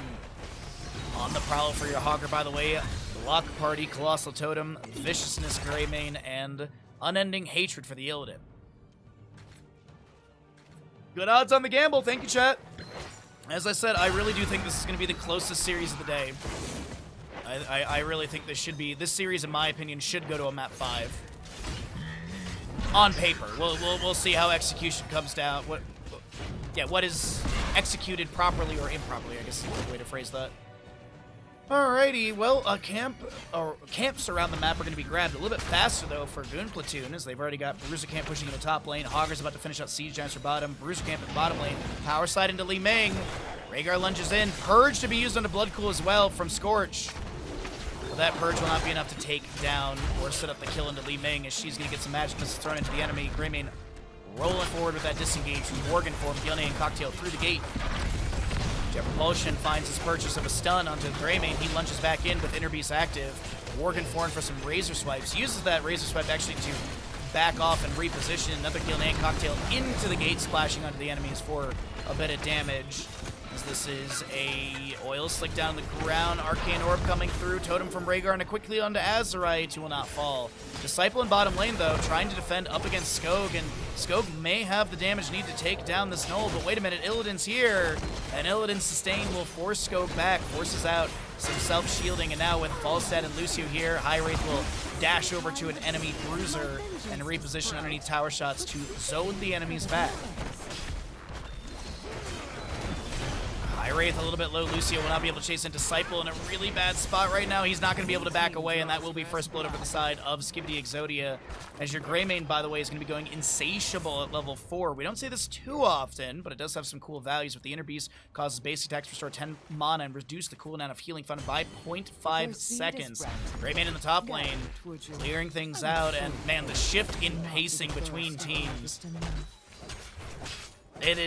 Like, I can notice it in my own casting, how much faster the rotations are in this matched up composition, or matched up map number 1, maybe a better way to phrase that. Azerite lunging into Bloodcool. Here comes Illidan with a dive as well. Azerite low. Is there going to be a kill? The Razor Swipe to back away, and Scorch, low on mana, has a totem down on the ground, but High Wraith has to be a little bit careful here, as Lucio autos will just tickle the end of this engagement onto Illidan. He backs away and taps well. Scorch to reset, maybe canceling. Hunter Orc playing on the aggressive side. You have one seed picked up by the crew of Goon Platoon. And this is easily the top lane wave cleared out. Some damage onto the fort gate as Dino Barrel rolls forward. The hammering coming out from them as well, and that is Illidan taking down Azerite. Tries to get a counter kill into Tyrael, but it ain't gonna work out. And it's 2-0 in kills. Skibidi Exodia with a decent lead here. Take a look and see where that lead is being matched, and it is gonna be, as we always expect, in the minion department. Minions are mitigating what would be a decent lead for Skibidi Exodia, as well as a little bit of experience from the Mercenaries. So we basically have that 1,000 from Heroic deficit being made up in the Mercenary minion department. As we head back to top lane, Illidan's in mid to go soak up for the allies. On the top lane, Fort Gate will be opened up a little bit further, as Illidan, Unending Hatred, currently on 6 stacks. He's going to be going into that Unbound as well, so he can dive over terrain. Once he does get a 15 sweeping strikes through enemy heroes, he will then get a second charge of sweeping strike. But passively, by just taking the talent, you do get that ability to dive over terrain, so a little bit more mobility from him. No Crowd Surfer from ETC to try and have that same sort of match style in mobility. Greymane with the Wizened Duelist at level 7. Oftentimes we do see a bit of a Worgen build prioritized afterwards. Great dive from Azerite, and that'll be Goon Platoon finding this kill. I'd have to double check the roster. I want to say that Azerite is a sub today. I'd have to double check that on the rosters. I might be able to do this really, really quickly here. Give me a second if I can scroll. High Wraith, yeah, Ultralisk I think is not here today, right? So Azerite is in for Ultralisk. That looks right to me. Okay, so Azerite is a substitute.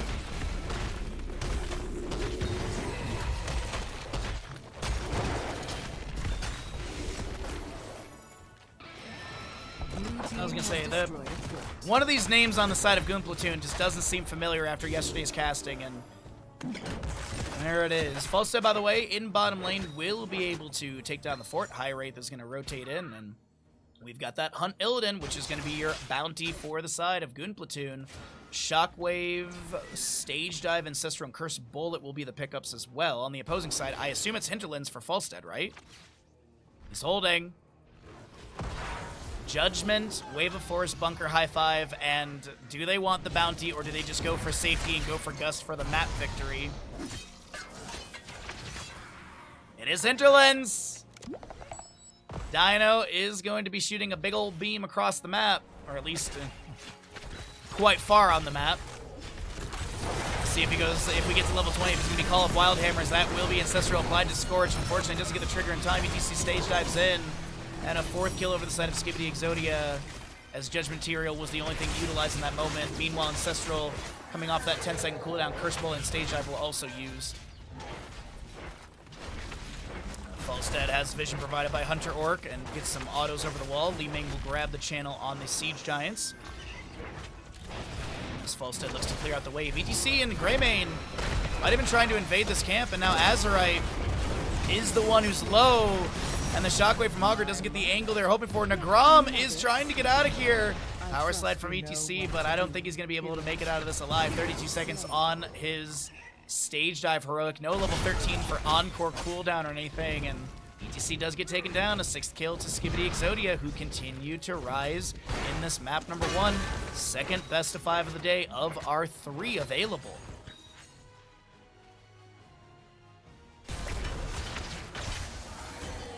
Camp is going to be grabbed here for the bottom lane. Blaze Adrenaline Stim Pack is active while Lucio gets the channel. I think the Rhaegar and Hogger were showing in top, Illidan obviously in mid, so there's not going to be any delay to the objective. Judgment from Tyrael goes into this Illidan as he is going to hunt back onto them. The Hinterlands goes out from Falstead, does get a decent amount of cooldown, down to 60 seconds of the 120. The Ancestral will come through for this Rhaegar this time. Tyrael taken down. Jet Propulsion from Blaze misses, but yeah, it's 30 seconds cooldown per enemy hero hit by that Hinterlands of the 120, with 830 damage in that line.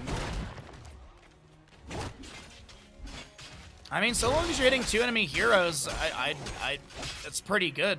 60-second cooldown.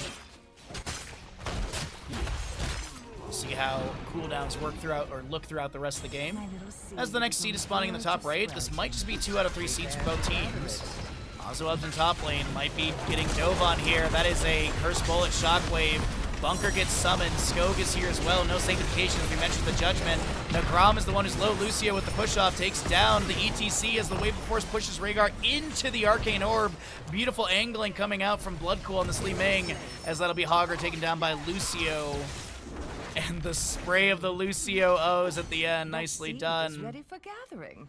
And this is looking like, I said 2 out of 3 for both sides, but we are going to have Garden Terror summoning in favor of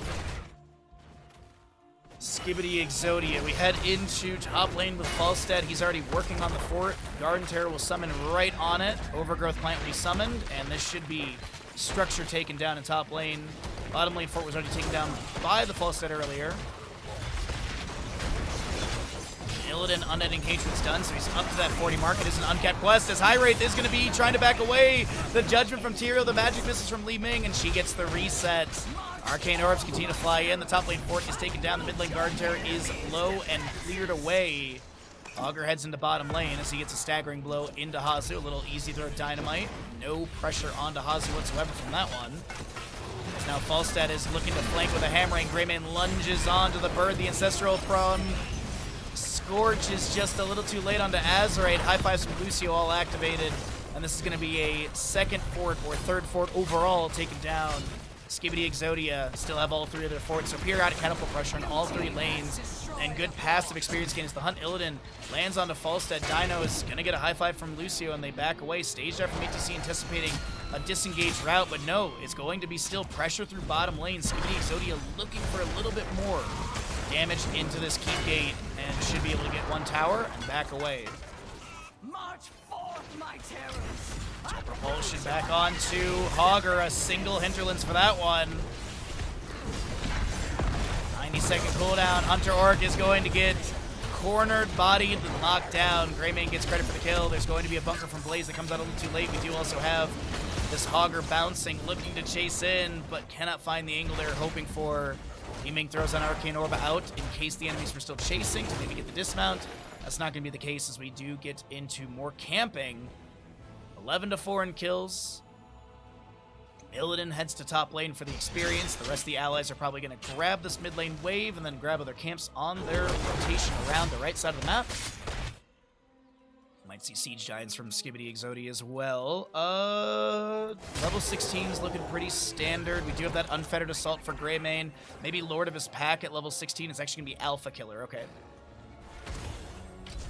Disciple gets onto this point. Staggering Blow is there. There's going to be a Hog Wild through a few enemies. Disciple's low. The Hunt from Illidan goes to the backline. The High Five from Lucio mitigates that stun onto Li Ming as High Rate is still trying to pressure onto Bloodpool. Li Ming, Disciple is low and will be the first one taken down. That's a reset for Li Ming as they do get the kill into the Rhaegar as well. This camp was not picked up by Goon Platoon. And they lose 3 members. An invade onto a Siege Giant camp that goes so bad for the right side squad. Skibidi Exodia shutting things down in that invade.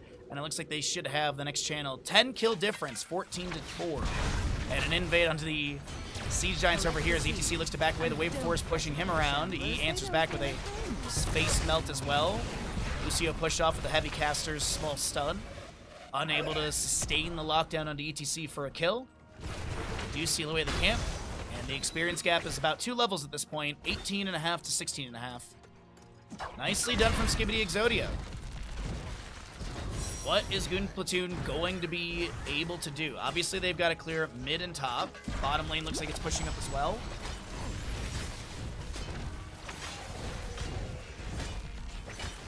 Siege Giant Bruiser Camp combination for bottom and mid will be grabbed on our screen. Augur just playing it very safe in top lane. They do see the ping on the left-hand side of the map. Next objective will be top center location. Still that 2-level deficit, 19 to 17. Illidan dashes to the side, hammering out from Falstad. Mostly focusing on the wave. Stage dive ETC, Hunt from Illidan. There's a high five from Lucio to mitigate that stun. ETC power sliding in. Arcane Orb from that. Li Ming is going to be good. The Hinterlands Blast helps out. It is Hogger and the Illidan to be taken down. ETC base melt to try and create space for Azerite. And Deja Vu, I've seen this triple kill before.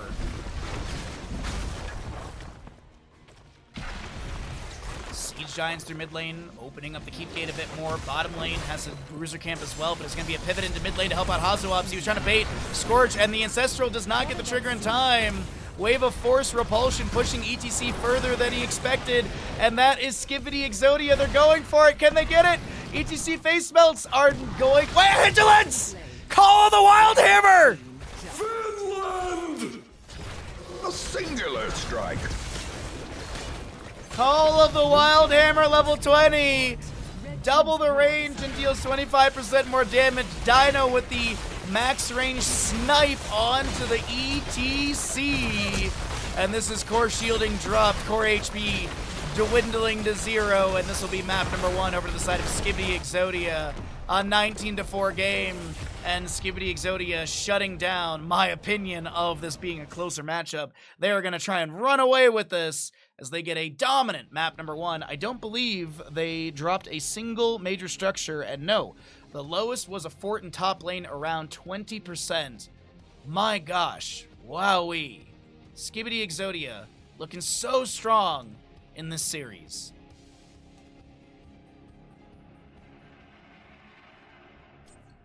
All right, chat, you know the spiel. 14 subs from our goal today. If we can hit that June Baja Ross, that'd be amazing. If you happen to have a Prime Gaming available, if you would like to start a Tier 1 sub, if you'd like to give subs and see all the silly little alerts we have, please do consider it. As we are looking to hit that 290. If we can hit 300 by the end of the stream today, that would absolutely be humongous for us. But let's go ahead and get the ads out of the way and get ready for map number 2 of this series. We're going to find out where we're going to because there's still a lot of maps available. Alright, so there is that. So we have your Skibidi payout. Stream catch up. Gust bad alt confirmed. ETC would have not been dead, and therefore, and then no. That's true. Moodier. I mean, I can't argue with that logic. I cannot argue with that logic whatsoever. Yeah.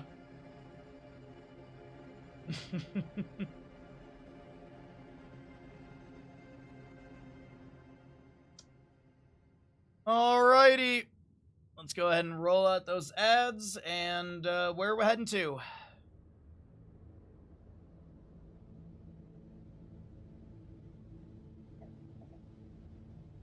Also, if you didn't see the most recent Baja Ross, it is in Discord, and I did post it on Twitter as well. Oh, also, we did a sponsor post yesterday, so if you have Twitter, please go over to Twitter, or Blue Sky, actually, because I did post it on Twitter, Blue Sky, and Instagram.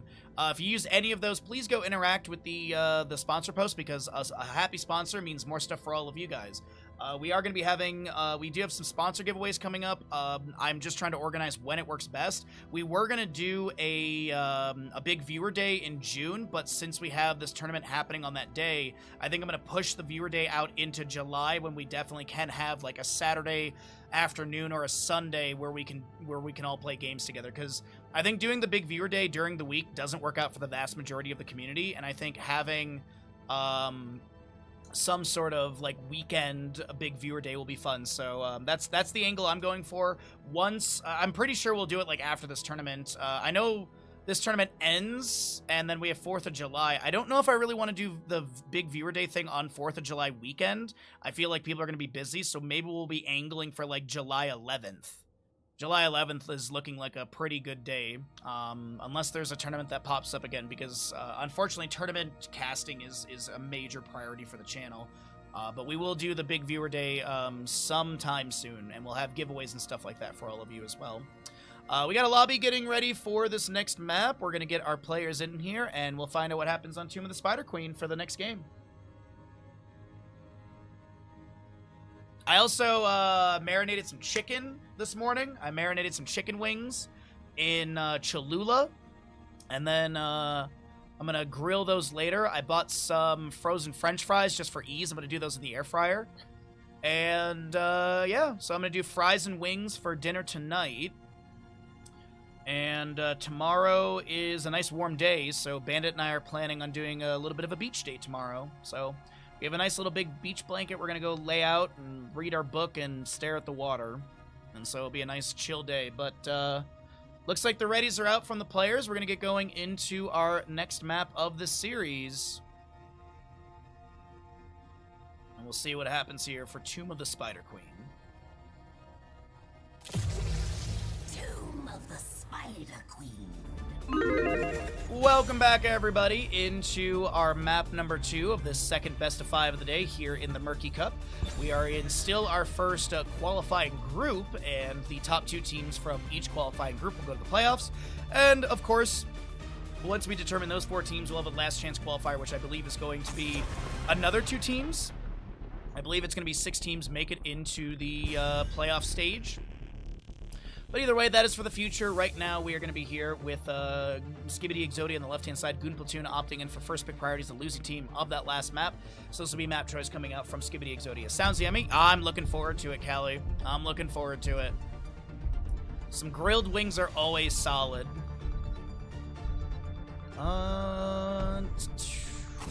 Diablo to be banned. Okay, so also as a reminder, it's Meta Madness draft style, so the 10 heroes that we saw on map 1 of Garden of Terror cannot be played again. No Blaze, Hogger, Greymane, Illidan, Falstad, etc. None of them can be played, but bans, of course, as we always mention, don't carry over. That's the important thing to really mention here, is Johanna Chromie will be banned away by Goon Platoon. We did see this this combo ban a lot yesterday, and Johanna and Chromie just, I mean, they're solid heroes, and they kind of fit in with any composition, so like you can like there's like Diablo's kind of more of a divey. You can play him a little bit in the control aspect, but you want to play him divey. Same thing with a Nubarak as well. Murden blends a little bit, but he is still an aggressive tank with that sort of Stormbolt. You want to step up. Johanna just having that Iron Skin as well. Orphea is going to be target banned. You might be like, why an Orphea ban this early on? Disciple. Victory for the Disciple is an insanely good Orphea. They're also great Sylvanas, so it's not like they can only play Orphea. They also have a very strong Hanzo in their kit as well. But we get a first pick Sylvanas on this Tomb of Spider Queen map for Goon Platoon. I don't hate it at all. Good siege, good wave clear. Heroic-wise, both heroics are great. I'm a big fan of Mind Control personally, and Dark Lady's Call level 20 is insanely strong as an upgrade. First 2 picks, though, from Skibidi are going to be the Maiev and Dahaka.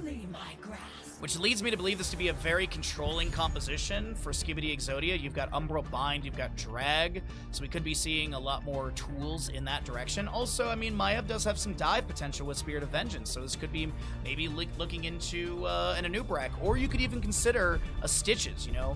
A hook into Drag, a hook into Umbral Bind, or even Umbral Bind to pull people into hook range. There's a lot of things that can be attempted. You also have Alex Straza plus Stitches is a really good combination. Because you can get a lot of the globes very quickly for Alex Straza, and then she can spawn globes for the Stitches, and he also has double soaks globe pickup as well. And that is a bounty as well. Getting those two heroes with the globe talent level 1s, that could be a direction. And Tomb is a very solid map for Stitches Alex Straza, in my opinion. Heck, you could even go into a Kael'thas, and that would not be a bad draft of Dahaka, Maiev, Alex Straza, Stitches, and Kael'thas. Some good synergies. Garrosh will be banned. He's got some control and displacement, and Indomitable as well. But also Garrosh just on this map is not too bad. Wrecking Ball into Groundbreaker with a poly. No! Come on, Goon Platoon! Dang, dude. The draft theory from Goon Platoon, too strong. This still could be a Cho'Gall. I doubt it, but this could still be a Cho'Gall. We're starting to get low on the amount of... Not really low, but we're starting to try to remember what the bounties are available. So this can't be Twin Blades Varian, by the way. Twin Blades Varian's already been completed by Skibidi Exodia, so they can't go for it again. Last two picks on the right side... I could see this being a Cho'Gall as well, but I don't think they're going to, because last pick could just be like a Tychus or something.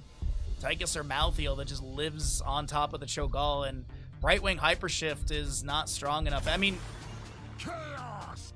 Yes. Sometimes you just have to talk negatively about something, and then it will happen. So yes. That was, oh yeah, Brightwing healing isn't going to be enough. I mean, it was nicer when it was 8%, don't get me wrong, but Cho'Gall, let's go! Last pick. Okay, so does Skibidi Exodia play to win, or do they play for a bounty? Because if they pick up a Tychus, I think that's going to be solid. They will go Asmodan. Okay, so we're still going bounty heavy. We're still going bounty heavy on these two teams. Okay. I was not anticipating the Asmodan at all. I was literally about to look through the bounty list to see what's the closest thing they can do, and they probably were doing the exact same thing. Yeah, like, you could maybe make an argument for Nova, but I don't think so.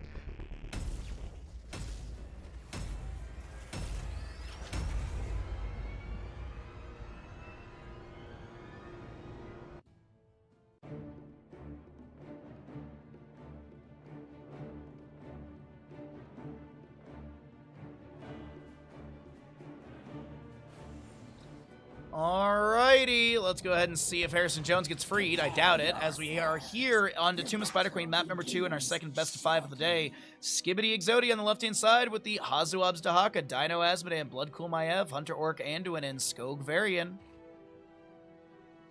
Right side of the map is going to be the crew of Goon Platoon looking for the 1-1 score through Tomb of Spider Queen, with the Azurite Sylvanas, Azurite being a substitute for Ultralisk, by the way, Nagramgal, High Wraith Cho, Disciple, Yrel, and Scorch Brightwing. 5, 4, Calloused Hide, we see you for the Eye of Kilrog, Light of Karabor, as well as Brightwing Hypershift and Unrelenting Torment.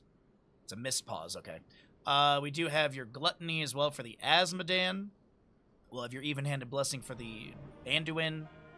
Lion's Maw Varian, Naish Memento for this Maiev, and Dahaka. Are we Enhanced Agility? It is Tissue Regeneration.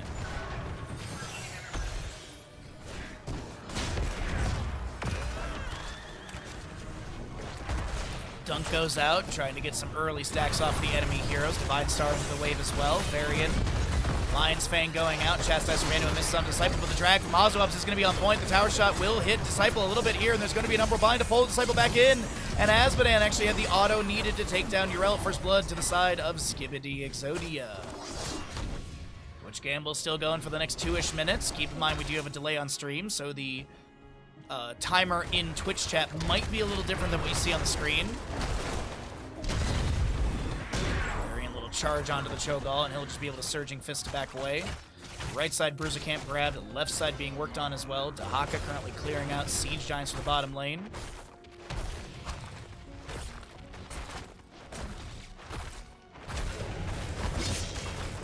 What's up, Gray? How you doing today, bud?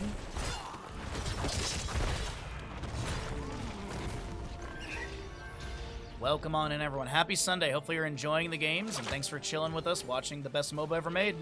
And if you work for Blizzard, hire me for BlizzCon. So, Cho'Gall Surging Fist goes into the wave, and Chastise will answer back a dunk from Azmodan, weakening the wave, and I think getting a stack off a couple heroes. The Spirit of Vengeance onto Azerite. The Haunting Wave, though, will cleanse out that pull, as Azerite's able to teleport away.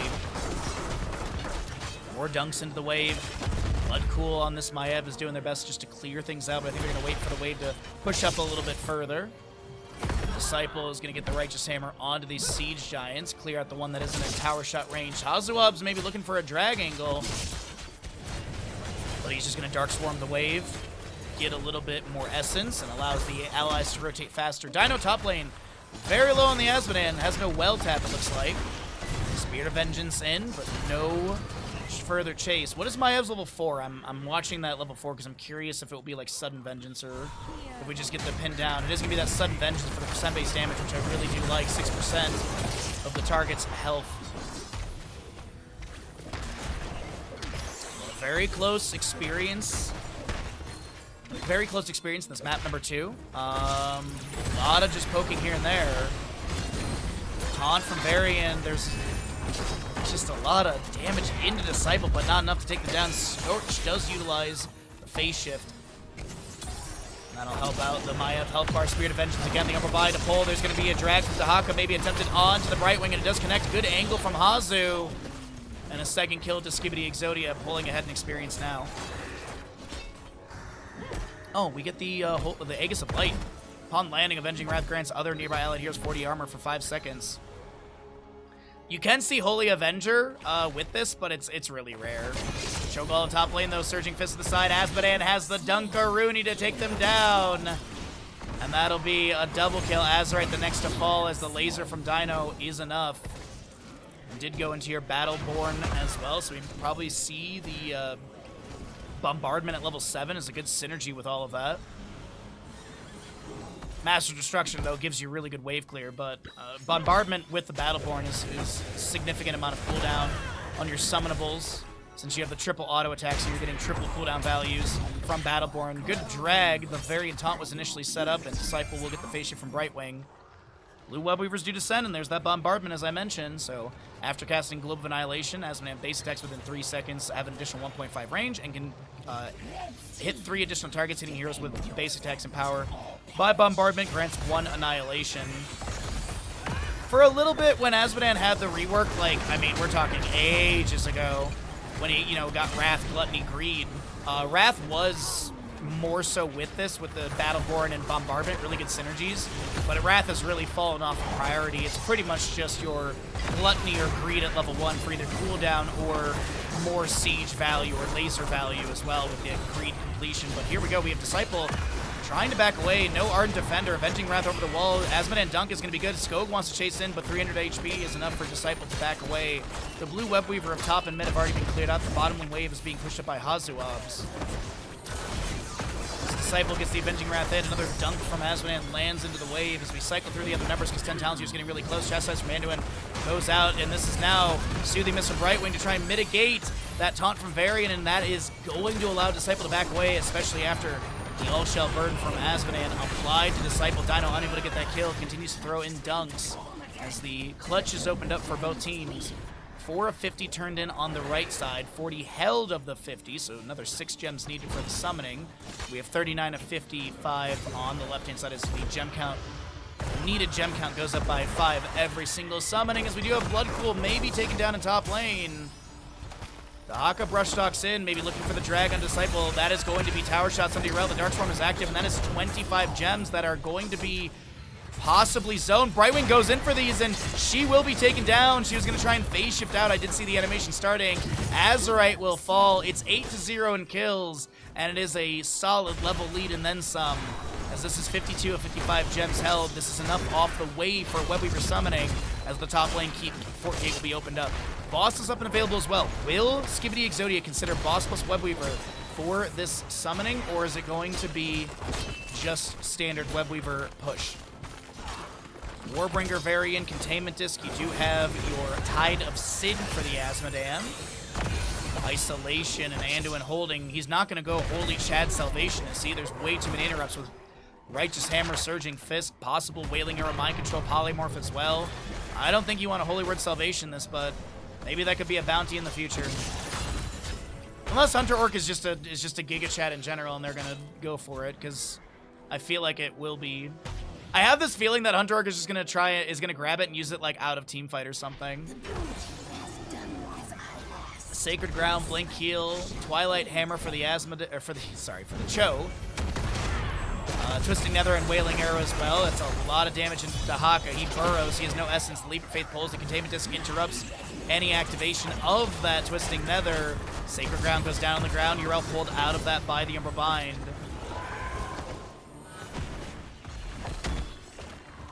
And Blue Webweaver in top lane is going to be on this fort. Sylvanas and Brightwing heading up to top lane, but Hunter, Orc, Skog, and Dino are not far behind, and they might be able to assist in the siege and guarantee the top lane fort to be taken down. This would be first structure picked off as the Tide Sin utilized on that dunk from Asmodan. Scorch getting chunked right now. The All-Shell Burn applied to Brightwing. She's going to Soothing Mist. She also had that Pixie Dust. It is Light Bomb for the Anduin, by the way, as it was applied to the Father. And this is Sylvanas taken down by Anduin. Dahaka rush stalks in, looking for the Isolation into Cho'Gall, sorry about that. Asmodan does get the credit for the Brightwing kill, and it's a lone Yrel to defend as Maiev is going to push things up in mid. The top lane Webweaver on this keep gate. Maiev is going to try and get the mid lane fort. Disciple has some decent wave clear, but yeah, this is going to be some really good siege coming out from Skibidi Exodia. I said that this match and this series was going to be super close, but Skibidi Exodia are just absolutely upsetting what I thought was going to be extremely close. Will be taken down. Sure, Maiev is going to push up another wave in bottom. We'll get the Inspiration trigger as she has the auto attack onto the structure. Spear of Vengeance, teleport back away. 51 of 60 gems, by the way, are held. Another 9 needed, or 3 waves. 4 of 50, of course, still turned in. 34 held on the right side. Bloodcool gets 20 in. That's a really nice bundle. All right, and that top lane keep was taken down. A win condition is set up for Skibidi Exodia through that top lane with possible Boss plus Webweaver.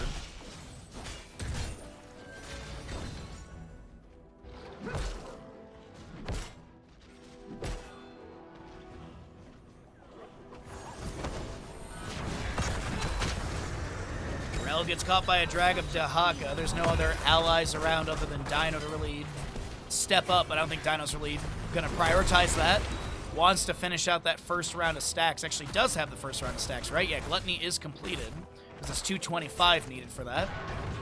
So now just on the way of finishing out Annihilation for after hitting 450 Annihilation, the area of Bloodproof Annihilation increased by 50%, deals 150 additional damage on top of the 450 damage that you are scaling up as well.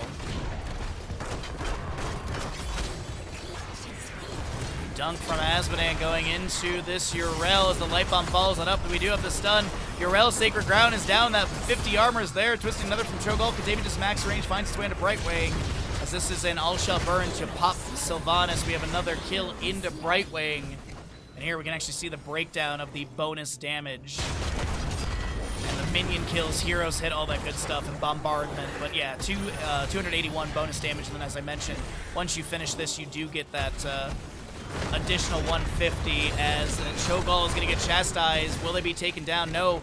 Is that Thick Strike? It is indeed. Dino taking the trample at level 16. Another charge in from Varian. Drag from Dahaka with the elongated tongue, level 16. Almost gets the drag. Bottom lane fort falls. Mid lane Webweaver is still pushing in. Another charge taunt from Varian going in. What's up, E-Bag? How you doing today, bud? Happy Sunday, my friend.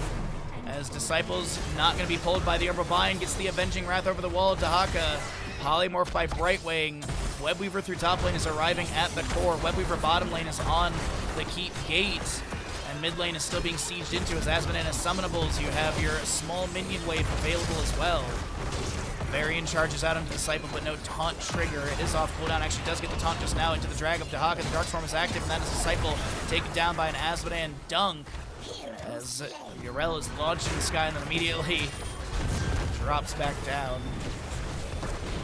Surging Fist, Twisting Nether. Hunterorc is the target. The isolation goes out. They do take down the Asmodean, but this is going for the Anduin.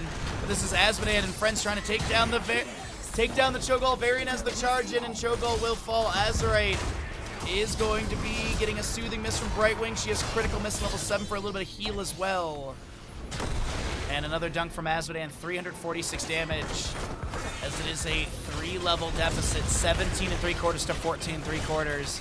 And Skibidi Exodia are just looking absolutely unstoppable in map number 2. Best of 5 series. Drag lands onto Yrel. Avenging Wrath interrupts the Varian Hearth. A Righteous Hammer bonks into him as well. Azerite is going to get taunted. Skog is still going for this fight, but Skog will be taken down.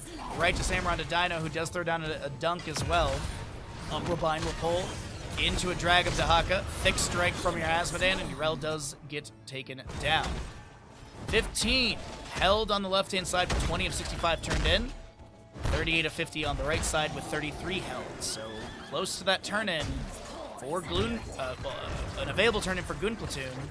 If they're able to step out and get said turn-in. Dahaka clears out bottom lane wave, soaking up closer to 20 talent for the allies. Asmodean, Maiev are back, and we have 10 seconds on the Variant death timer. So it looks like it's going to be mostly focusing on denying turn-ins, like a little bit of poke here and there. Brightwing does have that turn-in. Oh, wait a minute. Containment disc goes out, and Hunterorc is going to be able to back away. Scorch, meanwhile, will be able to get that turn-in, or they won't actually. Dunk from Dino interrupts chunking the Brightwing to 50%. Varian's back. Dahaka brush stalks in, and the turn-in is denied for the time being. Is it Brightwing with the vast majority of the turn-in? Yes, she does have the turn-in. Surging Fist in from Cho'Gall. This is a Twilight Hammer going out as well, but Maiev has the Spirit of Vengeance to teleport away. A drag from Dahaka, max range, will land on Disciple. There's going to be a counter polymorph onto Kazu, which interrupts that drag. Yrel pops Sacred Ground. Chastise from the Anduin coming through, and Goon Platoon low with this Cho'Gall. Need to back away. They can't get the turn in. You also have catapults and stuff arriving through top. You have Siege Giants and bottom nearing the keep. And a few more gems go in, closing in on that 65 turn in at 46 of 65. Less than 20 to go.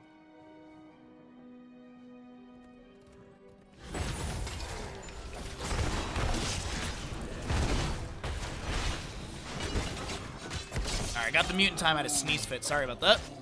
Excuse me. Varian charging out onto Cho'Gall. Dunk from Asmodean. Lands. Chunking. Dino interrupted by a Shadow Flare. Just trying to get 4 turned in, so there's only, as I mentioned, 19 to go. Asmodean will use this Trample to back away from Surging Fist. We do have a Varian charging in.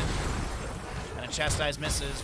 Vigorous Vault are automatically picked up by the Maiev since they hit level 20.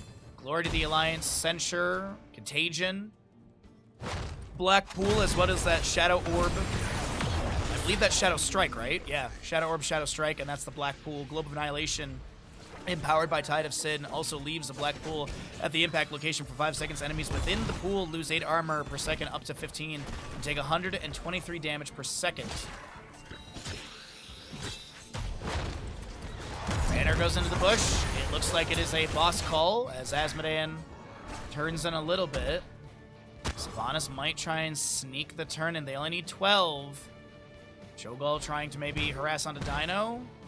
Yeah, I think this is going to be Red Web Weavers. Azerite should get this. I have Kilrog, scouts out Blood Cool on the right side of this rotation. An 18 kill difference. As Boss in top lane is pushing it now is Skibidi Exodia looking to just end here. They are definitely not in a defensive posture in any way, shape, or form. And 410 stacks of the 450 for the Asmodean. Actually make it 420. Nice. Slam goes down.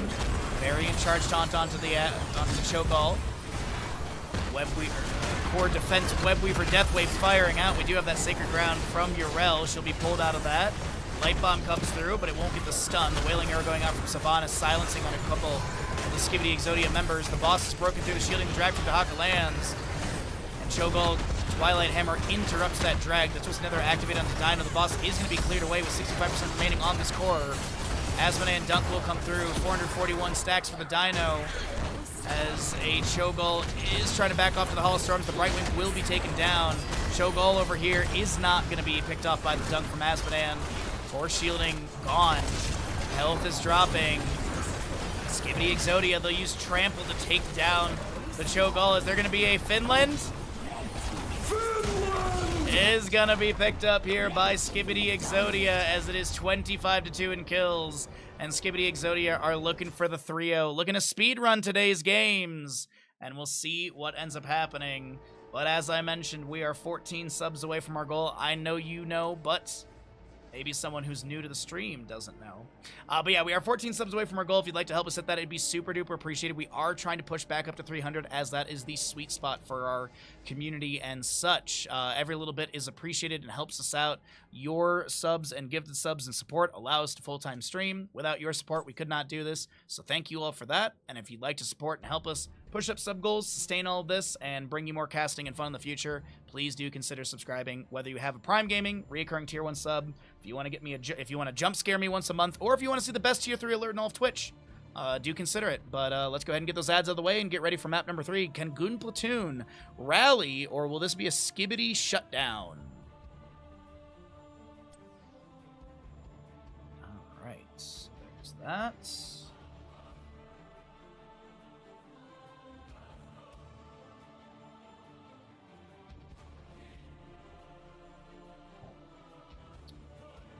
Alright, so ads will be rolling out soon, and we are going to get ready for the map number 3 and see what we have.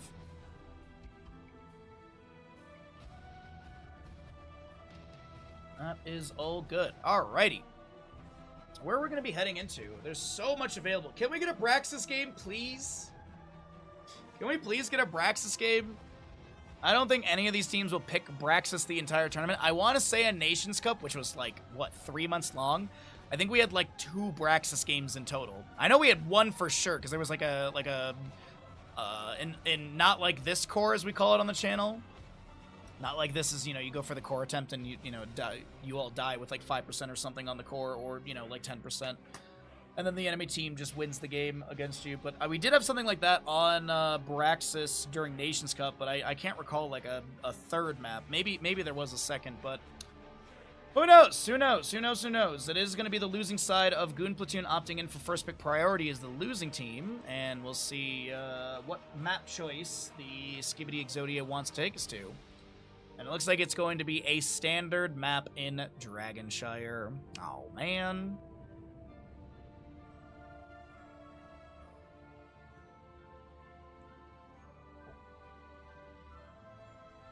Alright, we'll get our lobby going, and then, there we go.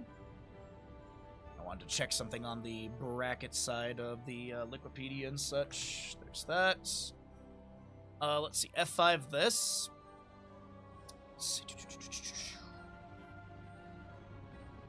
Yeah, it still says top TBA teams qualify for the playoffs in the last chance qualifier. I assume it's 2 teams out from that. I would assume, but either way. Either way. Yeah, so this weekend is the Group A for the qualifying. Next weekend will be that Group B with Clawy Kittens, Gafflow's team, Sereni's team. We'll just respawn as well. Alright, lobby is set, and we will get everyone organized in just a moment. Cool. All that looks good.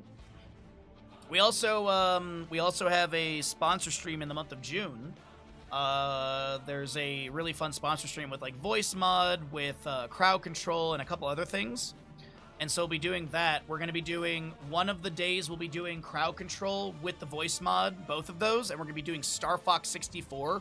We're going to do that closer to when Star Fox for the Switch 2 comes out, because I thought that'd be really fun to, like, play through the old classic game and, like, hang out and, you know, have some crowd control shenanigans. I also got Crowd Control Pro for this sponsorship as well, which means that I have more buttons, and I can give you guys more stuff, and I have more controls, so I'm going to give you guys, like, a bunch of coins, and then, you know, we can have more fun together. And then one of the days during casting, I will turn on the voice mod thing.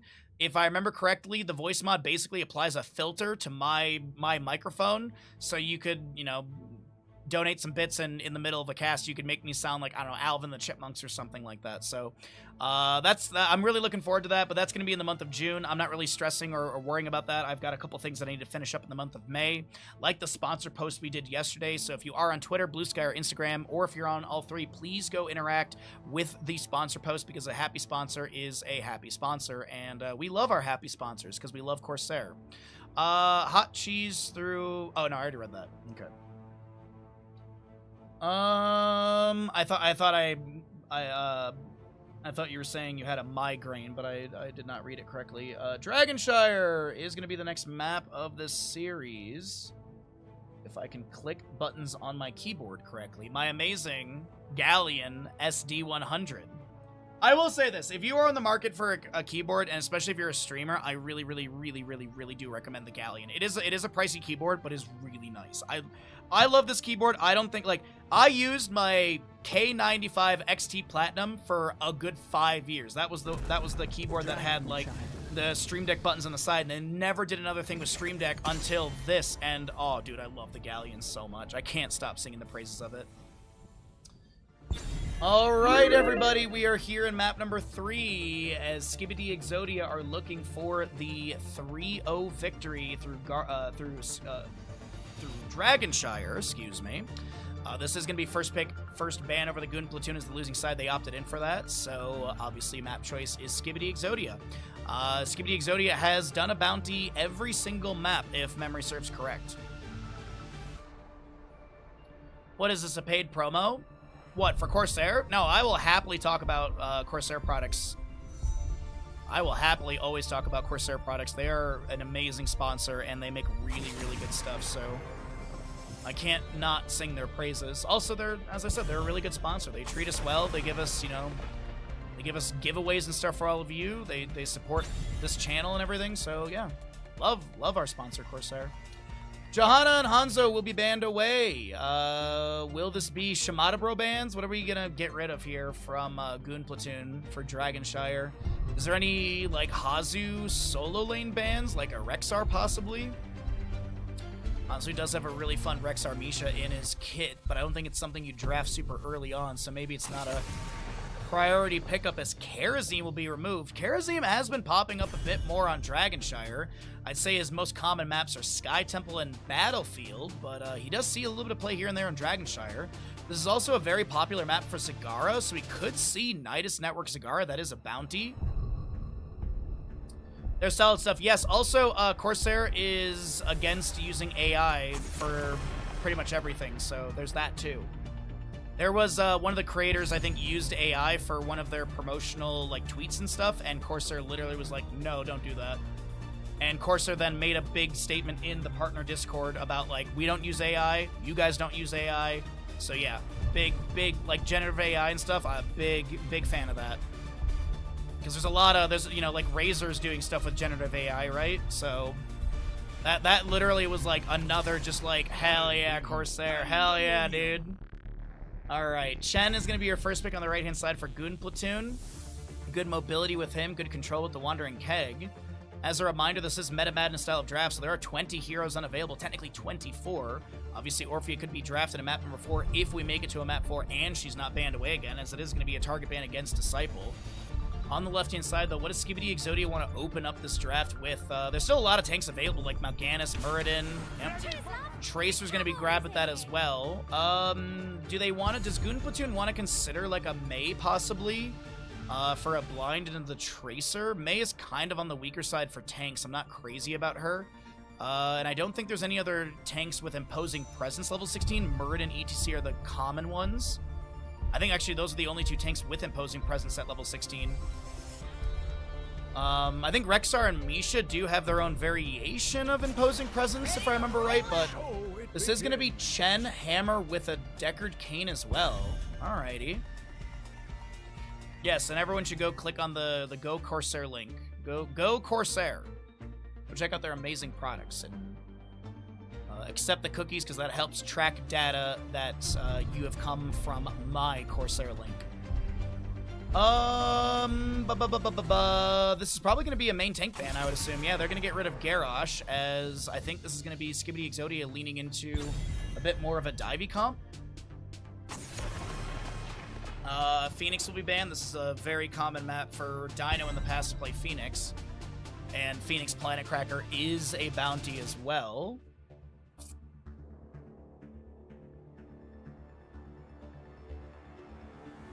What do they want to do with this Murden Tracer, though? I believe Skibidi Exodia has already tried a healerless comp. I think they did it yesterday. I know they did triple healer. There's the cigar for Nidus Network. There's the cigar I was talking about for Nidus Network. Yep. All right. I assume it's Nidus.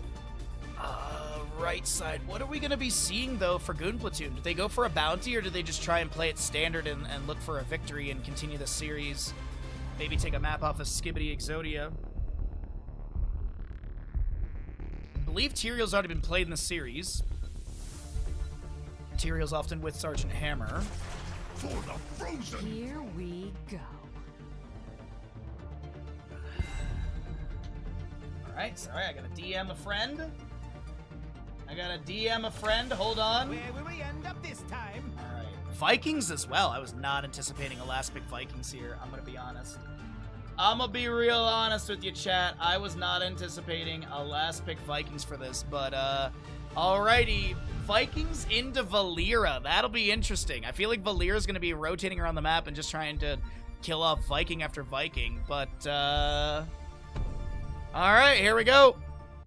Valera's a bounty, by the way, for those that don't know.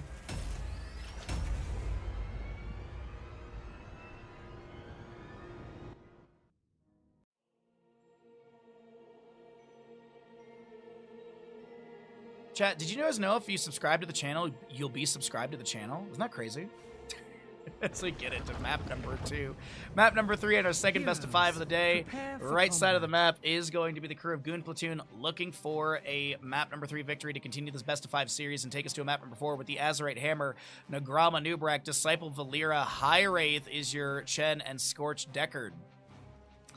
Bloodcool Zagara for Skibidi Exodia looking for the 3-0 shutdown, and that'll be their Battle last series. This is the last series they have to 10 play seconds. this weekend, and they would, I think, then 5, finish out with a 4, clean, like, 3, 3-0 2, score overall. 1. Bloodcool Zagara, Hunter Orc Let the Stukov, battle Dino Tracer, begin. Skog Muradin, Hazu on the Olaf, Balog, and Eric, the Lost Vikings.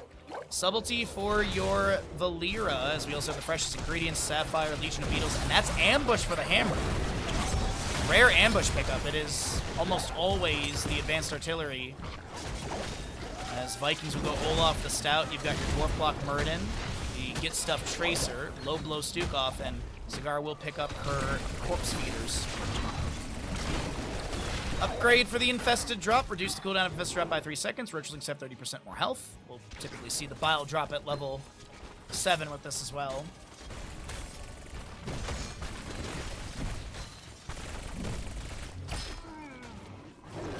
It looks like our Viking tracker's working, so we'll hopefully be able to get that updated throughout the game. If it does stall out, I'll just check one of the Vikings later on. But either way, experience is pretty equal between the two teams for now.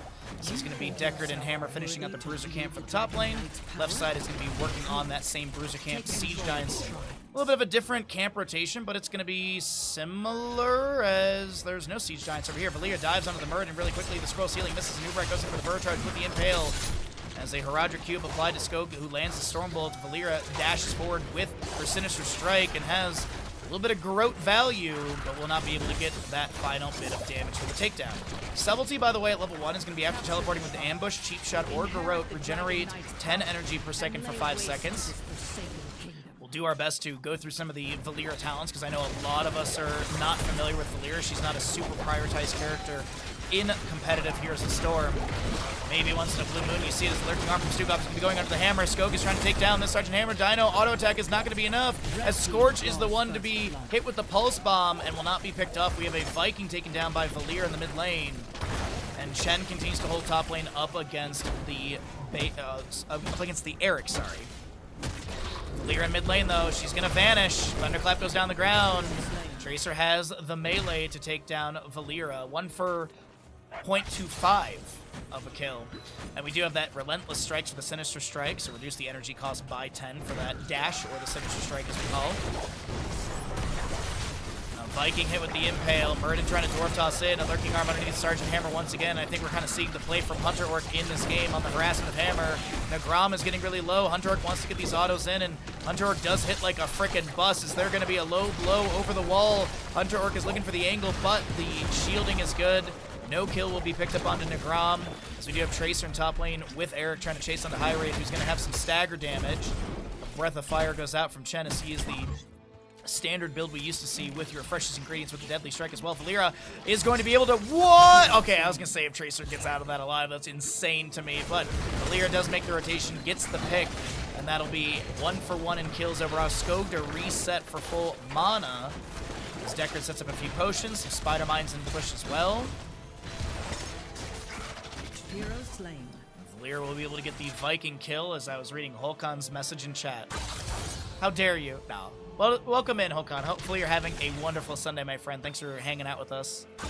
Disciple tries to get some quick wave clear, vanishes, and not able to get the channel on the objective. Tracer blinking in after Valeera goes for the combo onto Muradin. He lands the Stormbolt, the Thunderclap, the Lurking Arm. And Muradin baits Valeera out of position, and Tracer just burns the blinks to get in. As it is that Mutilate level 7 for Valeera. Sinister Strike now hits with both blades, dealing 125 additional damage, but its range is reduced by 1.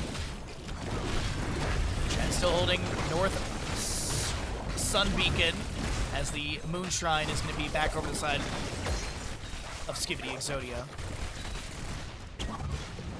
Alrighty. Emerald, Deckard, Hammer does have her Hover Siege, also went into Neosteel Plating for the Siege Tactics trigger. Viking charges in really quickly. Sagara's got a lot of creep timers set up. And Valeera heads to top lane, maybe looking to take down Eric. She will be seen in the minion wave, unless Hazu misses that, as he was probably microing a different Viking. Sinister Strike forward. Hazu has the hurry up, and that will be no Eric to be taken down. In mid lane, Tracer, Hunter are going to be working on the Fort Gate. Dino is going to grab it below, but Hazu Balog is trying to defend, or at least deny any possible channel of the Dragonite. No Dragonite has been grabbed, as Anubrak does manage to get the kill onto a Viking. Burrows in, trying to hit on the Blood Pool, misses, lands the Impale into Muradin, who's going to get hit with a few hammer autos. Decker Cane Scroll Ceiling captures Blood Cool for a moment, but no fatal damage. Got the 10 talent tiers coming up really soon. Let's go ahead and cycle through those other numbers so you get an idea of what the damage healing experience looks like here in map number 3 of our second best of 5 of the day. We do have 3 best of 5s for all of you today.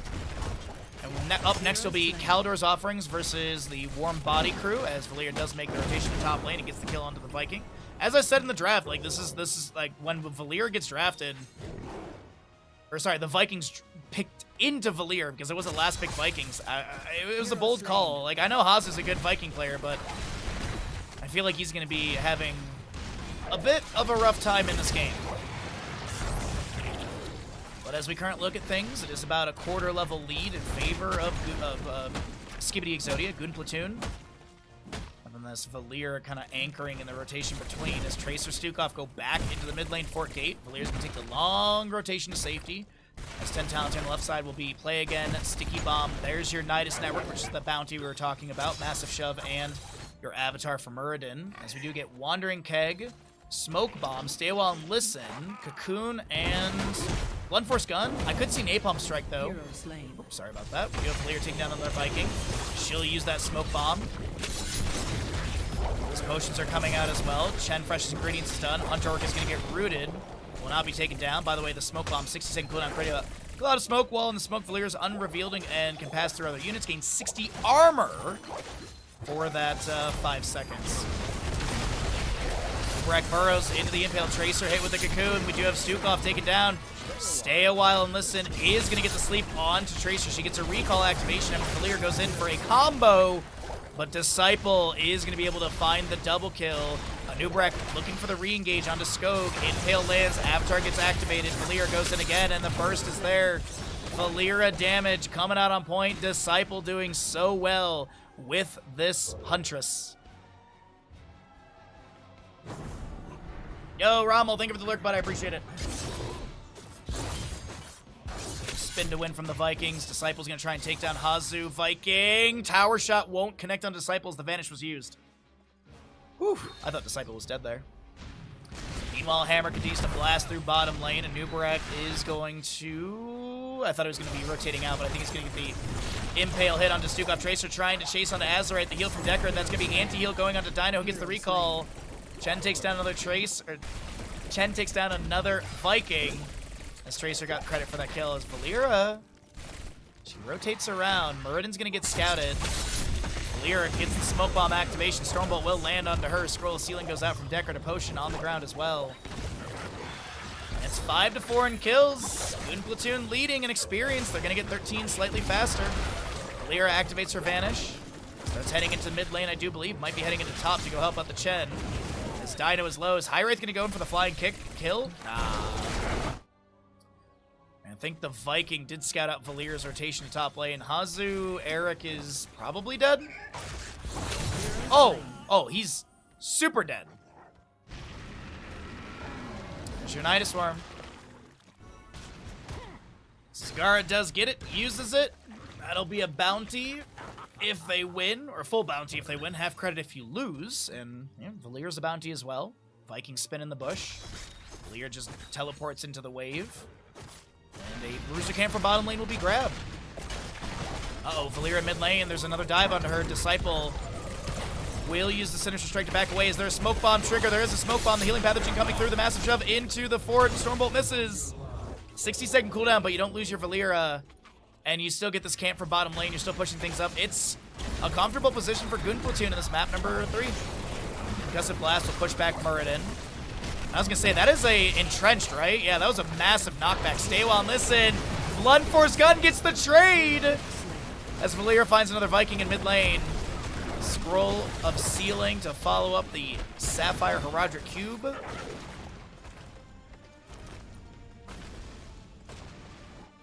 Disciple taps well. We have Muradin Dwarf tossing into Hammer. But yeah, that entrenched. I saw the knockback. I'm like, that is so much of a knockback for Concussive Blast.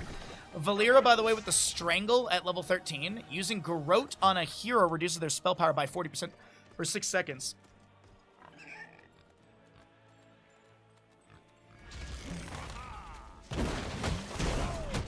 Viking to maybe be taken down. The Lurking Arm finds Valeera. Stormbolt, massive shove.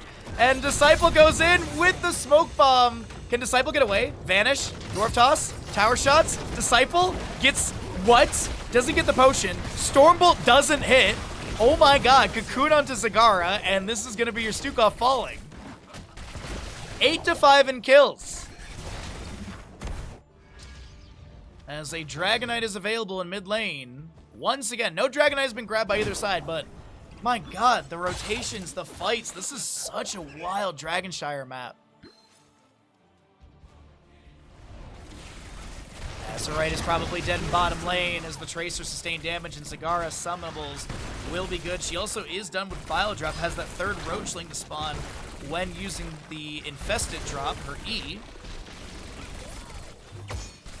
And we're about to hit level 16, so that kill on the Hammer is going to equalize a bit more in experience. Muradin Dwarf toss over the wall, the Stormbolt misses on Nagram. 68 stacks for Muradin, so he has that piercing Stormbolt value.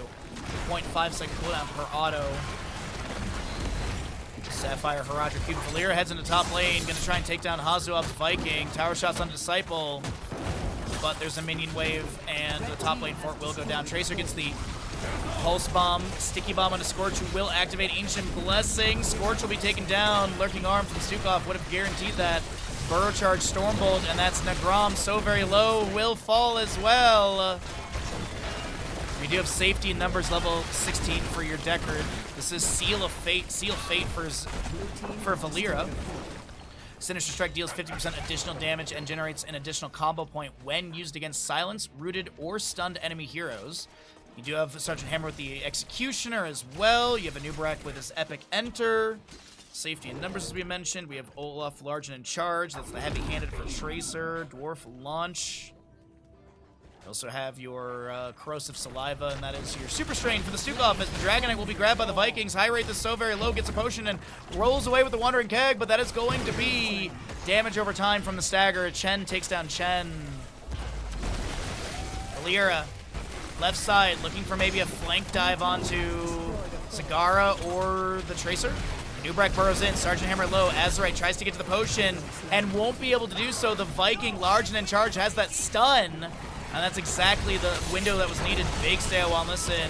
It'll actually only connected onto 2 enemies. Nubrak burrows into the Stukov. He will be taken down by a Valera Cocoon onto the Tracer. Murden Dwarf tossing back, and a Herodric Cube goes out from Deckard. Dragonite, by the way, in top lane, slapping through this fort.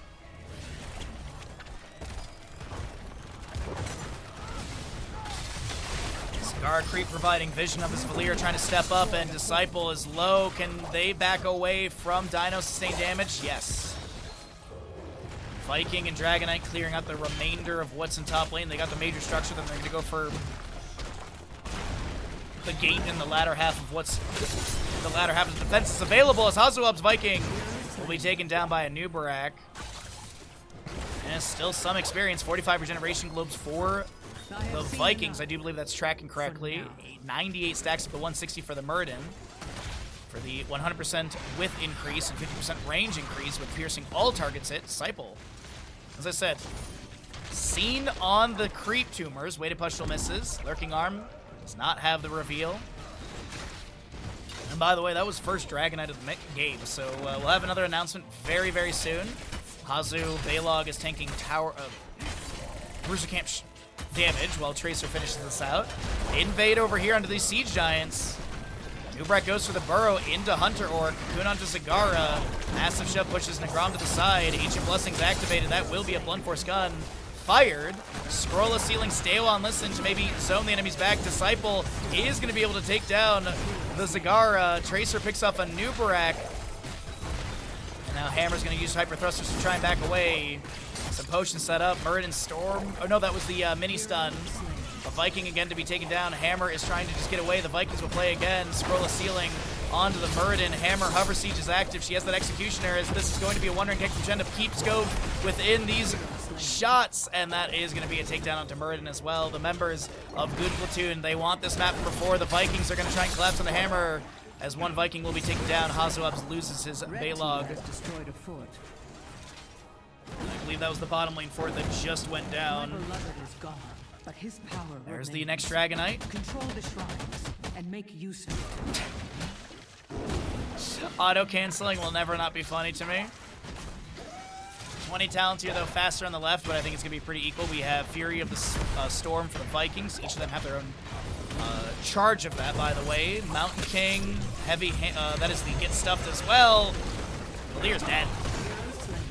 As your Stukov is going to be picking up the Bio Explosion Switch. Bio Kill Switch now also detonates Lurking Arm, dealing 504 damage, applying Weighted Pustule and silencing enemy heroes inside for 2.5 seconds. Cigar has the Pack Instincts. Pack Tactics. Respect the Elderly, Untap Potential, Vanish for Valera, Nubrak Rewind, and that is going to be your Ultra Capacitors for Hammer, which, by the way, triggers off of heroes and structures now. Lines going out, Wandering Kick from Chen to push Murden into this wall. The Vikings do get the channel on the objective, and Murden is not going to be displaced in the way that High Rate was hoping. Stormbolt lands, Ancient Blessings is coming through from the Deckard Kane. Nubrak looking for the burrow just to disengage. The Savage Charge kicks Nagram to safety. Lurking Arm from Stukov. Limited duration, but does have that Growing Infestation level 7 with the It Hungers level 13 for that reset, and obviously growth in radius or diameter. Nubrak Valera may be looking to dive into this flank, but Tracer and Stukov already kind of angling or anchoring for the team. Weighted Pustule goes out. Big damage onto the Nubrak with that Bio Kill Switch explosion. Murden will be taking down Chen in the flank, by the way, as he got kicked with that savage charge. Now High Rate's like, cool, this is exactly where I want to be to try and take down more of the enemy. Another Viking will be taken down. Play again is available. Ancient Blessings trigger. Tracer is able to recall and avoid the cocoon of Murden. A slow from the sticky bomb, but Disciple's going to be able to dive onto Tracer. Doubles back for that potion. Nubrak burrowing, has the read onto Dino. A Sapphire again applied, and Valir does get the kill. The Dragonite still working on bottom lane keep, and Decker Kane is going to be able to get a scrollless ceiling onto this. Dragonite will confirm keep. Cigar is probably dead over on the Siege Giant corridor as a roach being cleared away. They're calling for bottom lane keep. I mean, Nubrak does have Burning Legion, right? So he's got a little bit extra siege with that. He's got his oh god, I'm blanking on the level 1. He's got the Legion of Beetles. He's also got the Leeching Scarabs as well. Got a lot of Beetle boys to be summoned. Tracer up in 23, Cigar up in 32, Murden. Dwarf Toss is in, Ancient Blessings, Scroll of Ceiling, the Flying Kick as well. Murden is going to be able to Dwarf Toss to safety. Stukov Lurking Arm will be triggered here. Hazu might lose a Viking to the Flame Breath, as Play Again will be utilized behind the enemy.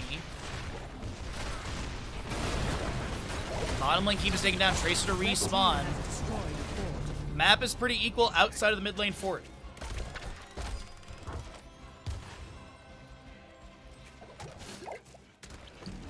Decker with a few potions set up here and there in this retreat. Next Dragonite is going to be announced very soon. Ooh, a little NA lag there. Sorry about that.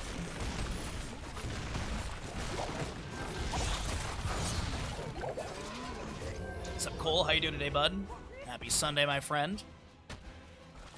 Defensive pings. There's going to be a Nubrak looking to step up into this. Potions going out. Lurking Arm down from Stukov. We do have Flying Kick in from Chen. Wandering Keg available, and I think Skibidi Exodia knows that. They also have Tracer a little split from this engagement. So they give the Siege Giants, 4 Siege Giants pushing bottom lane. We also have that Bruiser Camp up in 29 seconds, but I don't think there's going to be a double back for that. I think try and move these Siege Giants in towards the core. I don't know if this is a... I don't think this is a core call, though. Viking will use Hurry Up to back away. Lyra finds another Viking on the right side of your screen. Some damage onto... There must always be a dragon. Disciple's going to double back. They don't want to... Yeah, I don't think they can play that aggressive. They wanted the Viking kill, and Nubrak is going to try and burrow and impale onto the Cigar. The Wandering Keg pushes her into the hammer damage. Cocoon onto Tracer. She doesn't get the recall. Interrupt this time. Stay a while and listen is going to capture Tracer. The Lurking Arm does not trigger onto Deckard fast enough, and that'll be a massive shove that pushes Chen further away. The Vikings are in position for the Dragonite, as Hammer is getting a little bit low from Murden. Lurking Arm as well. Gust of Blast will push back Murden. He pops the Avatar, looking to dive in. There's a silence. There's a big Lurking Arm. Low blow value as the It Hungers recall, and Murden will be able to back away.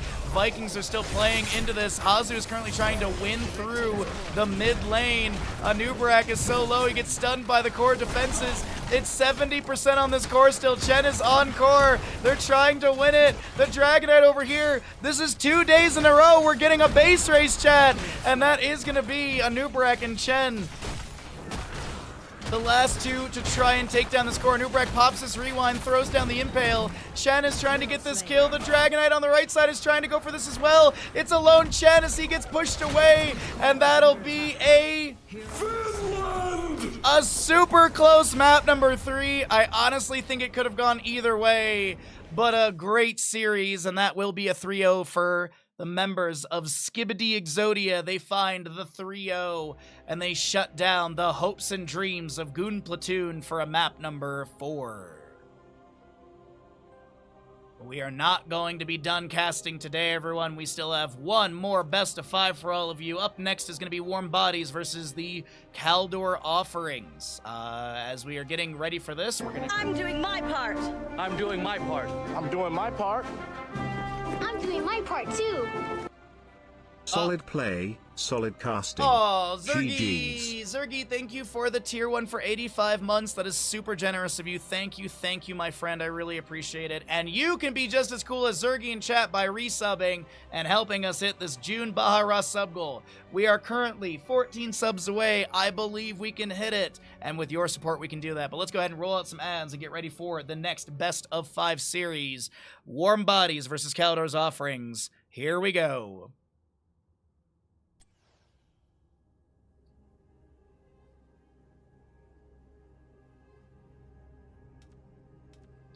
I need to get a whisper over to BRB Soaking because they are one of the players for this next series. I don't even see them online actually.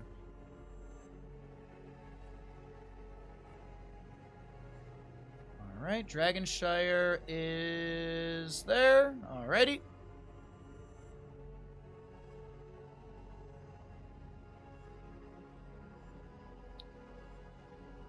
Alright, so that's set. That's all good. So we have warm bodies on the left side.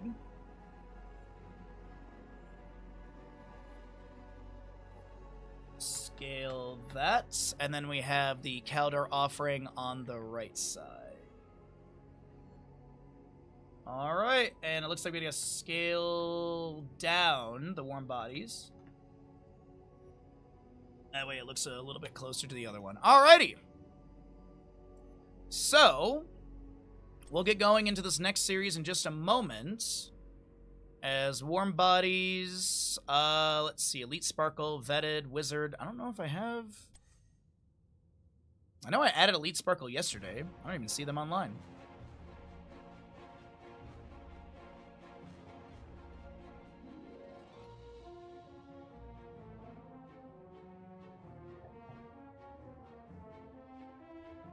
Well, otherwise, how's everyone's day going?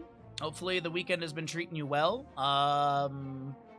Once we finish up today's stream, I'm going to edit all six of these videos, get them up on YouTube and scheduled for the future, and yeah. Did only high-level teams sign up, or are there any less? Yeah, no, there are, yeah. There's, Caldor's offerings are a little bit, I think they're like, Diamond Plat, and like Master, somewhere in that like sort of range.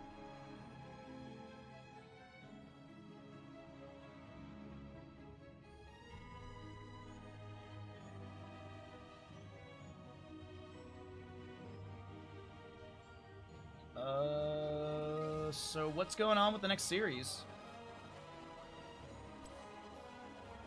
I don't see anyone from either team for the next series, and I'm a little worried about that. Did they forfeit? I really hope there's not a forfeit. That'd be such a bummer. That'd be such a bummer if there's a forfeit.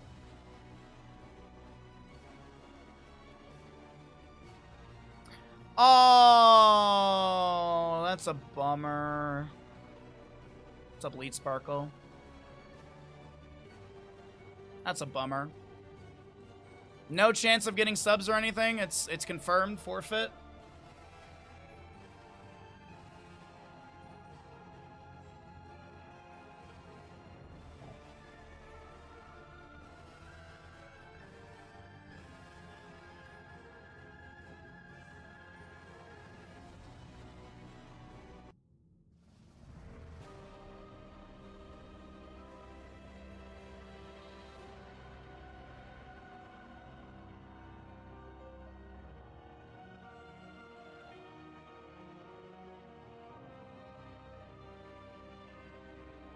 It's already decided. Oh, man. Well, I guess my weekend starts earlier. Yeah. That's a bummer, because we didn't have the opportunity to get closer to our sub goal. That's a bummer. I was like, oh, dude, we're totally gonna hit the sub goal as we get into the, the third best of 5 of the day, but that's a bummer. All right, well, I appreciate you coming by the stream and at least letting us know. I appreciate that, Elite Sparkle. Thank you for that. It's a bummer to hear that you guys are unable to field a roster today. That's really unfortunate, but it is what it is, I guess. It is what it is. I don't know, man.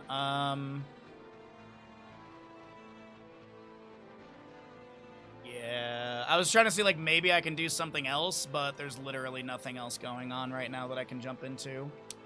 Well, unfortunately, chat, I woke up at 4 a.m. and I did 2 best of 5s, and it's already over. All right, well, unfortunately, I guess that's it. we're gonna go ahead and wrap up our stream. Unfortunately, we did not hit our sub goal today. We did have a couple new resubs, so I do appreciate that at least. But unfortunately, that will be the end of our stream for today. Bit of a bummer. I really wanted... How many assholes we got on this ship anyhow? Yo! I knew it. I'm surrounded by assholes. What? Zergy, you did not have to do that. Holy jeez. Did you see that, Crook? Oh my god, Zergy. You absolute monster. Thank you so very much for the 5 tier 1, or the 15 tier 1 gifted subs, and you helped us hit our sub goal. Thank you so very much for that. That is so freaking generous of you. Thank you so very much for that. Oh my god. Humongous. Thank you. We are still going to be raiding out right now. We're going to raid over to Heroes Lounge again, and we're going to go ahead and support that. There's currently the grand finals for Division 1, Blessed Rain versus Don Fedoras. And thank you again so very much, Zergy, for the 15 gifted subs at the end of the stream. Thank you so very much. That is massive. But yes, if you are a tier 1 or tier 2, if you're a tier 1 gifted sub, sorry. If you're a tier 1 sub, copy the first message. If you're tier 2 or 3, copy the second message, as the Bandit Raid emote is a tier 2 emote. Thank you all so very much for hanging out. Thank you again, Zergy, for the massive, just, you know, elbow from the top rope at the end of the stream. Go right over to Heroes Lounge, go spam some messages. Y'all have a great night, and I'll see you all bright and early on Tuesday for another great week of streaming, great fun, and thank you all so very much. Bye-bye. Mwah.